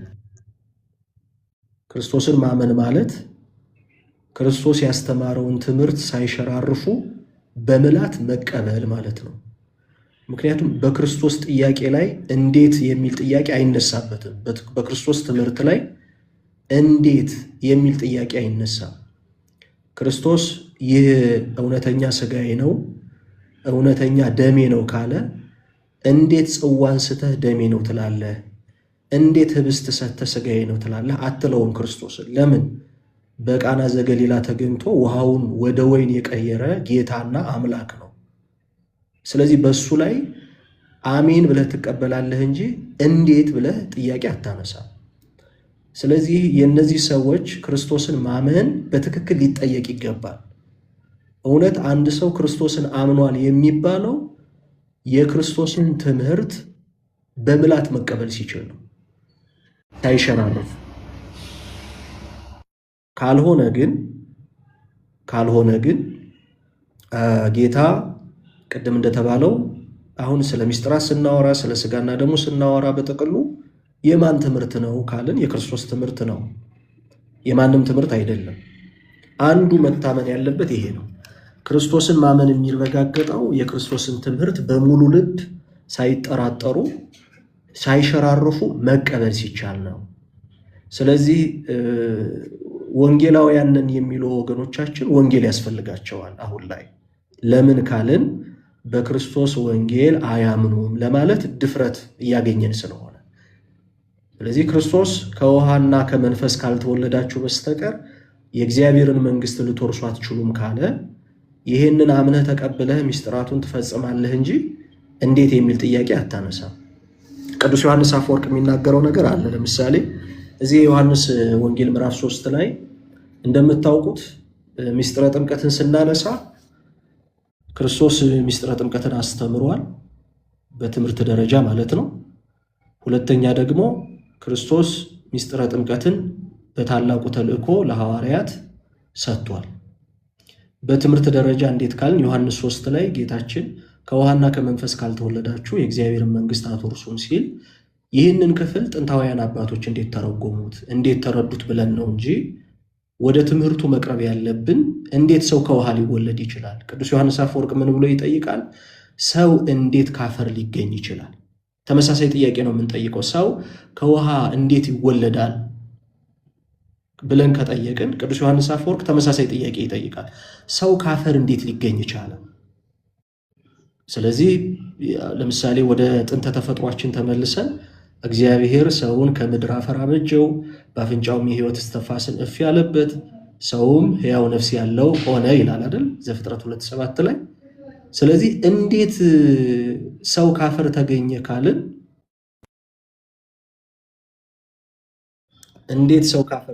ካልን አስገኙ ስራው የእግዚአብሔር ነው የምንለው። ሰው እንዴት ከውሃ ይገኛል ካልን ውሃው ውሃ ብቻ አይደለም ከመንፈስና ከውሃ ካልተወለዳችሁ በስተቀር። ግን ጉዳዩ ምን ይጠይቃል? ይሄን ለመቀበል ለምሳሌ ሰው ካፈር ተገኘ የሚለውን አስገኙ እግዚአብሔር መሆኑን አምኖ ሰው መቀበል ከቻለ ሰው ከውሃ እና ከመንፈስ ተወልዶ የእግዚአብሔር ልጅ ይሆናል የሚለውን ለመቀበል እንዴት ይከብደዋል? ስለዚህ ጉዳዩ የእምነት ጉዳይም ጭምር ነው ያለበት ልላችሁ ፈልጌ ነው። አሁን ምስጢራቱን የመቀበል ያለመቀበል ብቻ ሳይሆን ምስጢራቱንም ለመቀበል በራሱ ምስጢራቱን የሰጠውን ጌታ በትክክል ማመን ያስፈልጋል። ከአፈር ሰውን አስገኘ የሚለውን ትምህርት ይዘን ጌታን በማመን ላይ ሆነን ከተቀበልን ሰው ከውሃና ከመንፈስ ይወለዳል የሚለውን ትምህርት ለመቀበል መሰረታዊ ነገር ይሄንን የሚያደርገውን አካል ማመን ነው ማለት ነው። ስለዚህ ይህን የምለው ምንድን ነው ጉዳዩ በትክክል ይጠየቃል። ምን ብለን እንጠይቃለን? በእውነት ጌታን አምነውታል ወይ? ጌታን ማመናቸው የሚገለጠው የክርስቶስን ትምህርት ያለ መሸራረፍ ያለ ጥያቄ አመን ብሎ መቀበልና መፈጸም ሲቻል ነው። ስለ እነዚህ ምስጢራት ስናወራ ደግሞ ቅድም እህታችን ስታነሳለት ምን ሲያነሳላት ነበረ? እንዴት ያለ ክርስቶስ ስጋና ደሙ ያድናል ትላላችሁ? እንዴት ጥምቀት ያለ ክርስቶስ ያድናል ትላላችሁ? እያለ ያልተባለውን ለማለትና ያልተባለውን ብሎ እሱ ራሱ ላለው መልስ ለመስጠት ሲሞክር ነበር። እኔ በነበርኩበት ጊዜ ስከታተል በቆየሁበት ጊዜ ግን ወገናችን ያልተረዳው ነገር ምንድነው? ጥምቀት ስንል ከክርስቶስ ደም የተለየ ጥምቀት አይደለም እያወራን ያለ ነው። እንደውም ጥምቀት እኮ ከክርስቶስ ሞትና ትንሣኤ ጋር አንድ የምንሆንበት የምስጢራት ሁሉ በር መግቢያ ነው። ጥምቀትን እኛ ከክርስቶስ ሞት ለይተን ከክርስቶስ ደም ለይተን አንመለከተውም። በጥምቀት የሚከናወነውን ምስጢር የሚያከናውነው የምስጢራት ሁሉ ባለቤት የሆነው ራሱ እግዚአብሔር ነው። ይህንን ማመን ያስፈልጋል። ይህንን መቀበል ያስፈልጋል። ለዚህ ነው ሐዋርያው ቅዱስ ጳውሎስ ወደ ኤፌሶን ሰዎች በላከው መልእክቱ ላይ ምዕራፍ 5 ላይ ቤተክርስቲያንን ከቃሉ ጋር ከውሃው ጋር መጨማደዷን አንጽቶ ይላል። ስለዚህ ውሃው ከቃሉ ውሃው ከደሙ ውሃው ከሞቱ የተለየ አይደለም። ይህንን መረዳት ያስፈልጋል። ለዚህ ነው ቅድም ባሮኬ ሲያነሳው የነበረው ሮሜ 6 ምዕራፍ 6 ቁጥር 3 ላይ የተጠመቅን ሁላችን ከክርስቶስ ሞት ጋር አንድ እንሆን ዘንድ እንደተጠመቅን አታውቁምን? ተመልከቱ። አሁን አንድ ነገር እናንሳ። አንዲት ጥምቀት እኮ የምንልበት ምክንያት ይቺ ጥምቀት ከክርስቶስ አንዲት ሞት ጋር ህብረት የምናደርግባት ስለሆነች ነው። መቼም በክርስቶስ በኩል የሚሰጠውን ትንሣኤና ህይወት ለመካፈል ከክርስቶስ ሞት ጋር አንድ መሆን ካለብን ክርስቶስ በሞተባት በዕለተ ዓርብ ሁላችን የለም። ስለዚህ ያቺ ሞት አንድ ጊዜ የተፈጸመች ሞት በዕለተ ዓርብ የተፈጸመች ያችን ሞቱን ከዛች ሞቱ ጋር ህብረት ለማድረግ በሳክራመንት በባፕቲዝም በኩል ነው ከክርስቶስ ሞት ጋር አንድ ምን ሆነው። ይሄ መጀመሪያው ነው። ከክርስቶስ ትንሣኤ ጋር አንድ ለመሆን ከክርስቶስ ሞት ጋር አንድ መሆን አለብን። ከክርስቶስ ሞት ጋር ደግሞ አንድ ምን ሆነው በጥምቀት በኩል ነው እንላለን። ሁለተኛው ደግሞ ገላትያ 3:27 ላይ ሐዋርያው ቅዱስ ጳውሎስ የተጠመቅን ሁላችን ክርስቶስን ለብሰነዋል ይላል። እነዚህን ነው አያምኑበትም የምንለው። ስለዚህ ሰው ክርስቶስን ሳይለብስ ከክርስቶስ ጋር አንድ ሳይሆን አዳማዊ ማንነቱን ቀብሮ በዳግማዊ አዳም በክርስቶስ ራስነት አንዲት አካል ከተባለች ቤተክርስቲያን ጋር ብልት ሆኖ መቆጠርና መጨመር እስካልቻለ ድረስ በመዳን ጉዞ ውስጥ ገብቷል። ከክርስቶስ ራስነት ጋር በብልትነት አንዲት አካል ከተባለች ቤተክርስቲያን ጋር ህብረት አድርጓል ማለት አንችልም። ስለዚህ ጽዋው ከክርስቶስ ደም ጋር ህብስቱም ደግሞ ከክርስቶስ ስጋ ጋር አንድ ነው ብሏል ሐዋርያው ቅዱስ ጳውሎስ። ይህንን ነው የምናምነው። ለዚህ ነው ምስጢራት ሲነሱ የማይቀበሉበት ምክንያት በትክክል ክርስቶስን አምነዋል ብለንም ለመረዳትና ለመቀበል እንድንቸገር የሚያደርገን ለዚህ ነው። እና እኔ ቅድም እንደውም እድል ባገኝ ያችን እህት ላመሰግን ነበረ። ጉዳዩን በደንብ እኔ ነኝ መምህር አለሽ። በጣም ጥሩ ነበር። በጣም ጥሩ ነበር ያደረግሽ። እሱ ማንሳት የፈለገው ስለ ፍትሃት ነው። እኔ ደግሞ ሁልጊዜ ፕሮቴስታንት ከስርም ካሉ በደንብ ልጠይቅና እንዲነግሩኝ የምፈልገው ነገር ያለው ነገር ምንድን ነው? አንድ ሰው ክርስቶስን ለማመን መጀመሪያ በመጽሐፍ ቅዱስ እውነተኛነት ማመን አለበት ብዬ አስባለሁ። ማለት 5 ዓመት ይኸው ፈጀን ያለምንም ነገር ማለት ነው። ውሃ ቢወቅጡት እምቦጭ አይነት ነገር ማለት ነው። እና ትልቁ ችግራቸው እሱ ይመስለኛል። ወንጌላውያን ነን ይላሉ። እኔ በእርግጠኝነት ሳላፍር በእግዚአብሔር ፊት የምናገረው በወንጌል እንደማያምኑ ነው። ይሄም የምናየው ስለ ክርስቶስ ሥጋና ደም አይቀበሉም፣ ጥምቀቱን አይቀበሉም። ጸጋው በእምነት አድኖናል የሚለውን እንኳን ማንን ነው የሚያምኑት? የክርስቶስን ሥጋና ደም ያላመነ የትኛው ክርስቲያን ነው? በክርስቶስ አመንኩ የሚለው የትኛው ክርስቶስ ነው? ስለዚህ ጥምቀት ለድነት አይሆንም ቢሉ እኔ ልክ ናቸው ባይ ነኝ። የክርስቶስ የዘላለም ሕይወት አይሰጥም ቢሉ ልክ ናቸው። ለምን? እነሱ የሚያምኑት ክርስቶስ ሥጋና ደሙ ሚዩት አድርጉ እስቲ አንዴ ጎሽ ዘማሪት ሚዩት አድርጌ እሺ። እና የክርስቶስን ሥጋና ደም ለመቀበል የተቸገሩት መጽሐፍ ቅዱስን ሕያው ቃል ነው ብለው አልተቀበሉም። የክርስቶስን ሥጋና ደም አማናዊ ለማለት መጽሐፍ ቅዱስን ሕያው ቃል ነው ብሎ ማመን ይቀድማልና እኔ መጀመሪያ እንደው ውይይት ከመጀመሩ በፊት ይሄ የእግዚአብሔር ቃል እውነት ነው ብለህ ታምናለህ ተብሎ ተጠይቆ አዎ ሲል ወደ መጽሐፍ ቅዱሱ መማማር ቢገባ። ምክንያቱም ይሄው እያየናቸው ነው። ሊያውም ተሳሳተ የሚሉት እኮ ማንንም አይደለም፣ ኢየሱስ ክርስቶስ የተናገረውን ቃል 2 ማንሳት እችላለሁ ከወንጌል ላይ ማለት ነው። በማርቆስ 16:16 ላይ ጌታችን አምላካችን መድኃኒታችን ኢየሱስ ክርስቶስ ያመነ የተጠመቀ ይድናል ያለው ሎቱ ስብሐት ለሱ ቃል መጥቀስ አቅቶት ያመነ ድኖ ይጠመቃል ማለት አቅቶት ጥምቀት ከእርሱ ጋር ህብረት ለማድረግ ብቻ እንጂ ለድነት አይሆንም ማለት አቅቶት እሱ ማርቆስ 16:16 ላይ እኔ ሐዋርያት እንኳን የተናገሩት ቃል ቢሆን ኖሮ ላለው በቃ ምንም አይደለም ብዬ ላልፋቸው እችላለሁ። ሕያው አምላክ ቅዱሱ እግዚአብሔር ራሱ የተናገረውን ቃል በማርቆስ 16:16 አይቀበሉም። እንዲሁ ደግሞ በዮሐንስ ወንጌል ላይ የሰው ልጅ ከውሃና ከመንፈስ ካልተወለደ እግዚአብሔር መንግስት የሚለውን አይቀበሉም። ያም የሥጋዬን የበላ ደሜን የጠጣ የዘላለም ሕይወት አለው የሚለውን አይቀበሉም። ስለዚህ እነዚህ ሰዎች መጽሐፍ ቅዱስን አልተቀበለም ለማለት ከአንድም 2 3 ለምስክር ይጸናልና እኔ ቃሉን ምስክር አድርጌ በወንጌል አላመኑም፣ መጀመሪያ ለፕሮቴስታንት ወንጌልን እመኑ ብለን ልንሰብክ ይገባል የሚለውን ነው።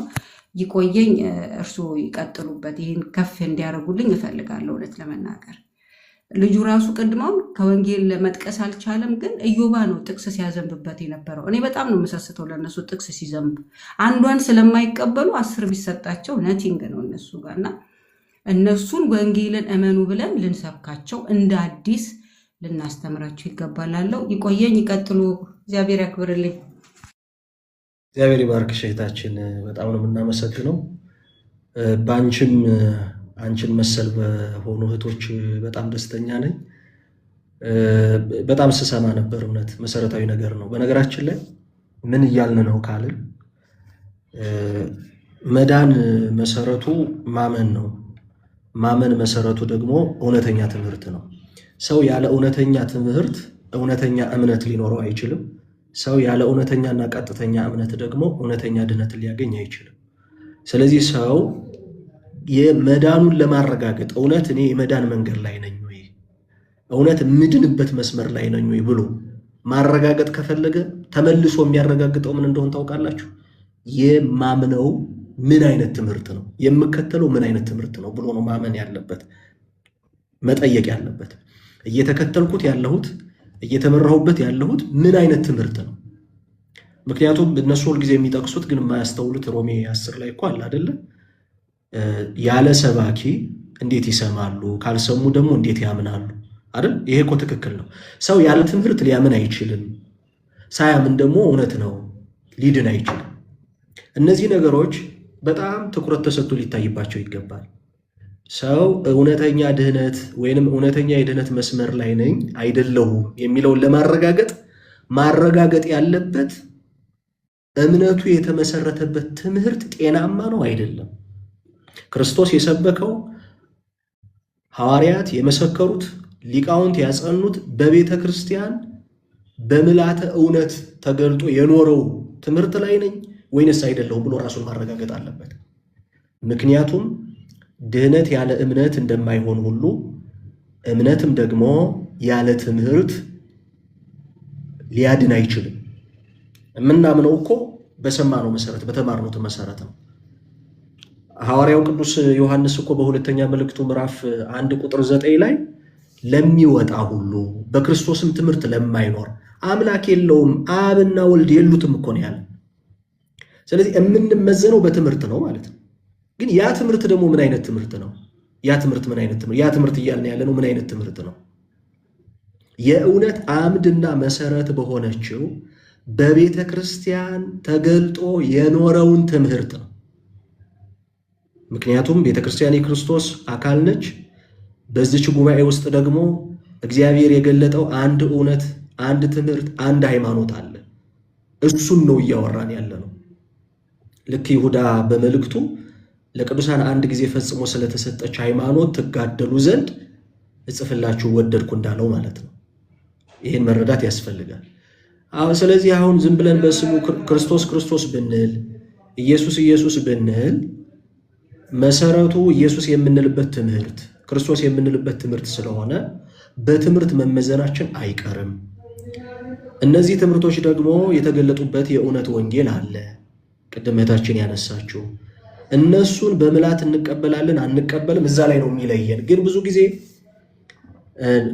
ቤተክርስቲያንንም ያላወቁ አውቀናታል ብለውም ደግሞ የወጡ ሰዎች ውጭ መሆናቸውን እውነተኛነት ለማረጋገጥ የሚሞክሩት የእውነት በመሰረታዊ ልዩነቶቻችን ላይ አይደለም።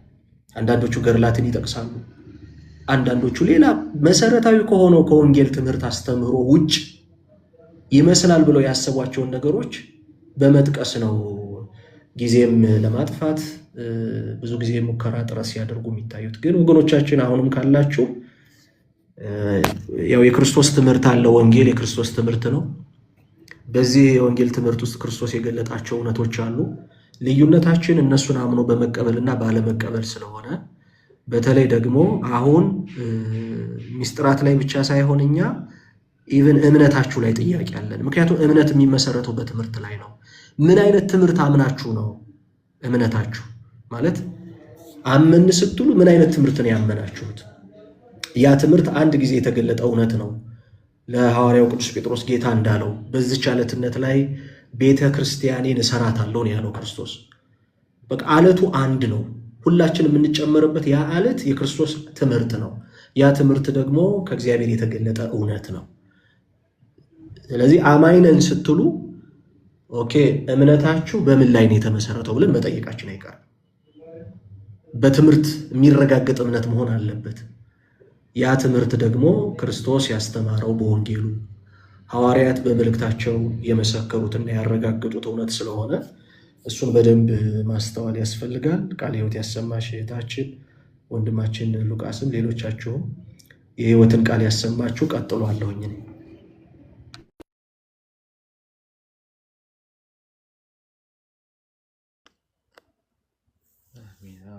ብዙ ነገር አውርተናል።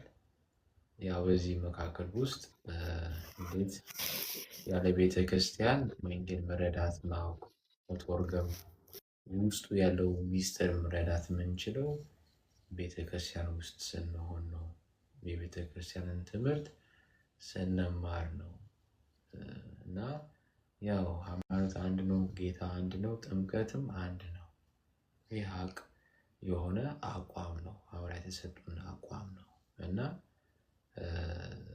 ትውፊት፣ ትምህርት፣ እነዚህ ስርዓተ አምልኮ በቤተ ክርስቲያን ውስጥ የምናየው እነዚህ ሁሉ ከሐዋርያት የተቀበልነው የቤተ ክርስቲያን ሀብት ናቸው እነዚህ። እና በፍጹም እሱ አሳዝኛለሁ፣ አሳዝናለሁ የሚለውን ነገር እውነት አልናገርም። እስኪ በዚህ በዛበት ብዬ ሰው ኦፌንድ እንዳይሆን የሚለውን ነገር ላይኖር አይገባም። አእምሯችን ውስጥ እውነት ስንናገር ደስ ብሎ ይኖራል፣ የሚናደድም ይኖራል። እውነትም እውነት ነው። ጌታ እውነት ሲሰብክ ሲያስተምር ሰው ፊት እያየ እንደዚህ ልናገር እንደዚህ አልናገርም የሚለውን ነገር በፍጹም አላስተማረንም። እንደው እዛው ምኩራብ ገብቶ የአባቴ ቤት የንግድ ቤት አይደለም ብሎ ክርስቶስ ግልብልጥ አድርጎ ነው የወረወረው መሬት ላይ እና በፍጹም እግዚአብሔራዊ አጋንንታዊ ጽድቅ ኃጢአትን መለየት የምንችለው ቤተክርስቲያንን ብታስተምሩ ስናቅ ነው። ትምህርት በጣም ወሳኝ ነገር ነው። አስተምሮ የሰው ልጅ አስተምሮ ሲሰማ ሲማር በጆሮ ውስጥ ይሰማል፣ ከዛ በልቡ ይታተማል፣ ከዛ እምነቱ በሱ አስተምሮ ይደግፏል፣ ያሳድገዋል ማለት ነው እና በጣም አስተምሮ በጣም ትልቅ ነገር ነው። ወይ አንድ ነፍስ ወደ ክርስቶስ እንዲቀርብ ያደርጋል፣ ወይ እቺ ነፍስ ከክርስቶስ እንድትርቅ ያደርጋል እና ትምህርት በጣም ትልቅ ነገር ነው። እንደው ወንድማችን እንዳለው በክርስቶስ ትምህርት ውስጥ ላይ ያለው ሰው አብና ወልዳለው፣ በክርስቶስ ትምህርት ያልሌለ ሰው በዛ ትምህርት ውስጥ ያልሆነ ሰው አምላክ የለውም ማለት እንዴት ከባድ ቃል ነው። በጣም ከባድ ነው እና እንደዚህ ያህል ነው፣ ሲሪየስ ነው በጣም አስተምሮ ዙሪያ እና እንግዲህ የሃይማኖት አበው ራሱ በጣም ብዙ የቤተክርስቲያን ዶግማ አስተምሮ የያዘው መጽሐፍት እኛ በጣም እንዴት ምን አይነት ውበትና ሀብት ያላት ቤተክርስቲያን እንዳለን ልናስተውል ይገባል። ሃይማኖት አበው ውስጥ እነዚህ የጥንታዊ አባቶች አንድምታ፣ አረዳድ፣ ስለ መጽሐፍት፣ ስለ መጽሐፍ ቅዱስ፣ ስለ ነገረ በሚስጥረ ሥላሴ፣ ሚስጥረ ሥጋዌ እና በጣም ደስ ይላል። እንዴት ሁሉም ነገር ተቀምጦ ነው ያለው። ቤተክርስቲያን ውስጥ መንፈሳዊ ባፌ ነው ያለው። እውነት ለመናገር እንደው ሰው አንድ ባፌ ቦታ ሄዶ ምግቡ ተካፍሏል ብሉ ሲባል አይ 3 ነገር ወስጄ ነው የምበላው እንደማለት ነው። ቤተክርስቲያን ስንሄድ ብዙ መንፈሳዊ ነገሮች አሉ። ቤተክርስቲያን ብዙ ነገር ነው ለልጆቿ የምታስተላልፈው። እኛ ግን የሚጠቅመን እየወሰን እየተማረን ውበቷ ሀብቷን እያወቀን መጠቀም አለብን የሚለው ነገር ነው ሀሳቤ። እንግዲህ ብዙ ሰዓት አውርተናል፣ 6 ሰዓት እንደዚህ ተቀምጬ ላይፍ አውርቼም አላውቅም፣ ግን በጣም ደስ ይላል። እንደው እንዴት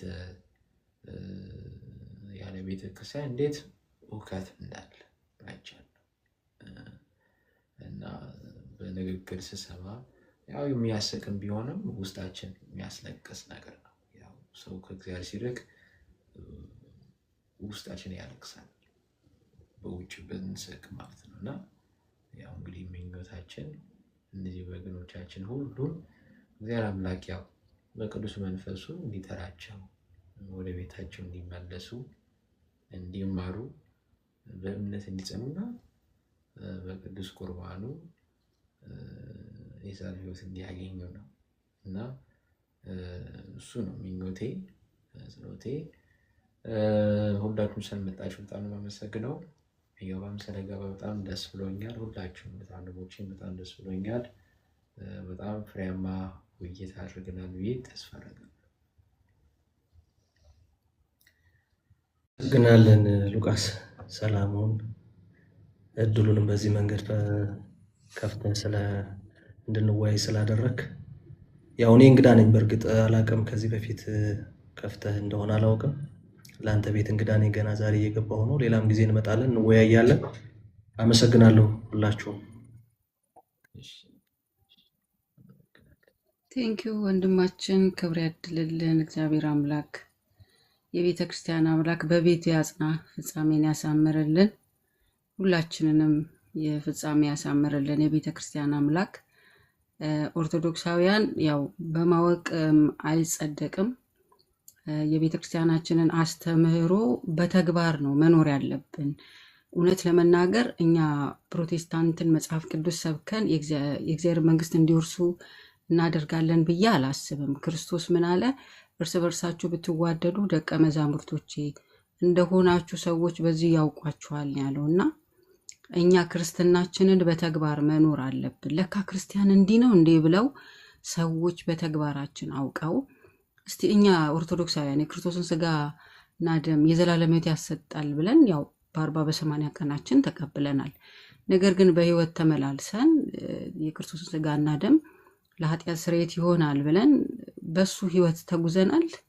እኛ ኦርቶዶክሳውያን ኦርቶዶክስን እንመስላለን፣ የቤተክርስቲያናችንን ትምህርት እንመስላለን። እኛስ ምን አይነት ድነናል እየዳንን ነውና እንድናለን የሚለውን በተግባር እየኖርነው ነው? ከነሱ ጋር ስለተከራከርን ነቲንግ። እውነት ለመናገር እኛ እስቲ ራሳችንን መስለን እነሱ በእኛ እንዲድኑ ጥረት እናድርግ። በእኔ ህይወት ሰዎች አንድ ሰው መዳን ቢችሉ በቃ እግዚአብሔር ከኔ የሚጠብቀው እሱ ብቻ ነው። ቤተክርስቲያንም የሰጠችኝ መክሊት እሷ ናት ብዬ አምናለሁ። እኔ ግን መስቀል የሚያሰድብ ኦርቶዶክስን የሚያሰድብ ኦርቶዶክሳዊነትን እንዲጠሉ የሚያደርግ ተግባር እያደረኩኝ ግን እኔ ኦርቶዶክሳዊ ነኝ ማለት አይቻልም። መዳን በእኔ ላይ አለ አይቻልም። እነሱ ይሻላሉ፣ እውነቱን የምነግራችሁ ማለት ነው። ኦርቶዶክሳውያን በጣም ትልቅ ስራ ከኛ ይጠበቃል፣ መስቀል በማንጠልጠል ድነት ስለሌለ። ስለዚህ እኛም ራሳችንን እንምሰል አደራ ላለው። በተለይ ደግሞ እኛ እድለኞች አይደለንም። ዘመናችን በጣም ሴኪዩር የሆነ የጠላት ጥቃት ያለበት ቤተክርስቲያን እንኳን እስከ መጎዳት የደረሰችበት ጊዜ ላይ ነው ያለነው። እንኳን አይደለም የሰው ልጅ እነሱ እንደሚሉት በግል መዳን እንደሚባለው እንኳን አንችልም። በጣም እየተጎዳን ያለነው። ስለዚህ ቤተክርስቲያን ስትጎዳ እየተጎዳን ነው። በቃ ህብረቱ ሲመታ የሁሉም ብልት ይመታል፣ የቤተክርስቲያን አካል ስለሆነን ማለት ነውና ቤተክርስቲያን ጸንታ እንድትኖር እኛም በዛ እንድንድን ኦርቶዶክሳውያን እንደ ኦርቶዶክስ መኖር አለብን እንጂ ፕሮቴስታንት ጥምቀት ለድነት አይደለም ስላለ ከሱ የተለየ ድነት አለን ማለት አይደለም። እንደ ራሳችን እንኑር። በህይወታችን ደግሞ እነሱ ከኛ ህይወት ተምረው እንዲድኑ ትልቁ ስብከት እሱ ነው ብዬ ስለማስብና ሁላችንም ወደ ቤተክርስቲያን ሄደን ንስሐ ገብተን የክርስቶስን ስጋና ደም ተቀብለን የዘላለምን ህይወት እንድናገኝ እግዚአብሔር ያድለን። ስጋና ደም መቀበል ለእርጅና ሳይሆን በስተርጅናም ሳይሆን በጉብዝና ወራት ፈጣሪን አስብ ነው። በዚህን ሰዓት ያለነው ወጣቶች እግራችን ወደ ክርስቶስ ስጋና ደም መሮጥ አለበት። በቃ እንደምታውቁት ነው ሰው ለመሞት ወዴት ነው የሚሄደው? ራሱን ለማጥፋት ወይ ሊታነቅ ወይ መርዝ ሊጠጣ ይሄዳል አይደል? ለመዳን ደግሞ የሚሮጠው ወደ ክርስቶስ ነው። ስለዚህ እኛ ኦርቶዶክሳውያን ወደ ክርስቶስ ሮጠን ወጣትነታችን በክርስቶስ ቀድሰን እንደ ቤተክርስቲያን ህግና ስርዓት ኖረን የዘላለም ህይወትን ካልወረስን ከፕሮቴስታንት ጋር መወያየት ጥቅም የለውም። እኛ በተግባር ስንኖር ስናወራ ያምኑናል። ከኛ የእምነት ፍሬ ሲታይ እነሱ የስ ይላሉ ማለት ነው። እኔ በሱ ስለማምን ነው። ስለዚህ እኛም እንደ ቃሉ እንኑር ለማለት ያክል ነው። ይቆየን። ክብር ያድለን ወንድማችን፣ በጣም እናመሰግናለን። እኔም አዲስ ነኝ፣ ዛሬ ነው የመጣሁት። እንግዲህ እንገናኛለን፣ እንቀጥላለን።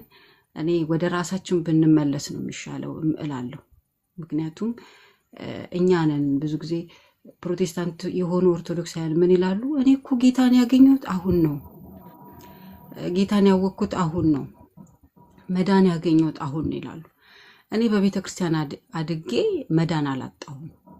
እኔ በቤተ ክርስቲያን ውስጥ አድጌ ኢየሱስ ክርስቶስን አውቀዋለሁ፣ በደንብ አውቀዋለሁ።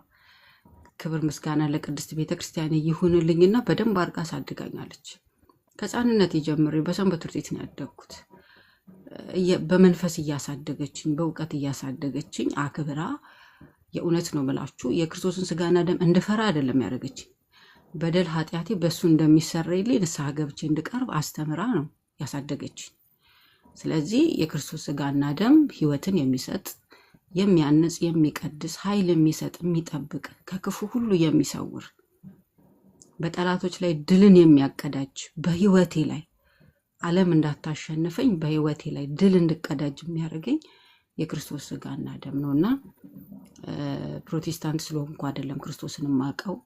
ፕሊስ እባካችሁ ኦርቶዶክሳውያን ከአደራ ጭምር ነው የምለምናችሁ፣ የኛ ጉዳት ስለበዛብኝ ማለት ነው። እነሱን ከምናገር ይልቅ ከእናንተ ጋር በመካከር ስለምፈልግ ነው። ከክርክሩ ይልቅ ወደ ትምህርቱ ብናደላ ይሻላል ብዬ አምናለሁ። መምህራን እንደዚህ እየተገኙ ያስተምሩን። አንተን በርታልን፣ ታስተምረናለህ፣ እኛም እንማራለን። ጠንክርልን ወንድማችን፣ ክብር ይስጥልኝ። ቃል ሕይወት ያሰማልን። በጣም ጥሩ ነገር ተናግራለች።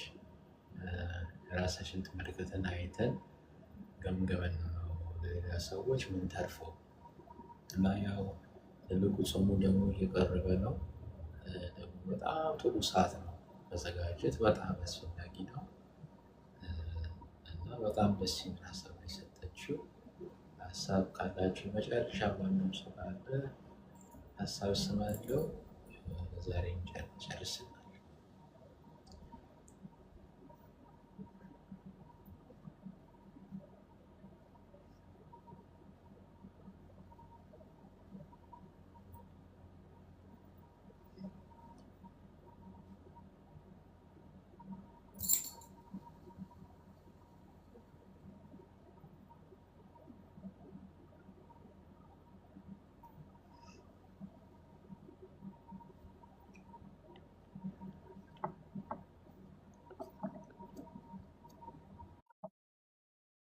ቴንኪዩ እሺ፣ ቴንክ በጣም የማመሰግነው እግዚአብሔር ሁላችን ጋር ይሁን። ወዳችኋለሁ። ሰላም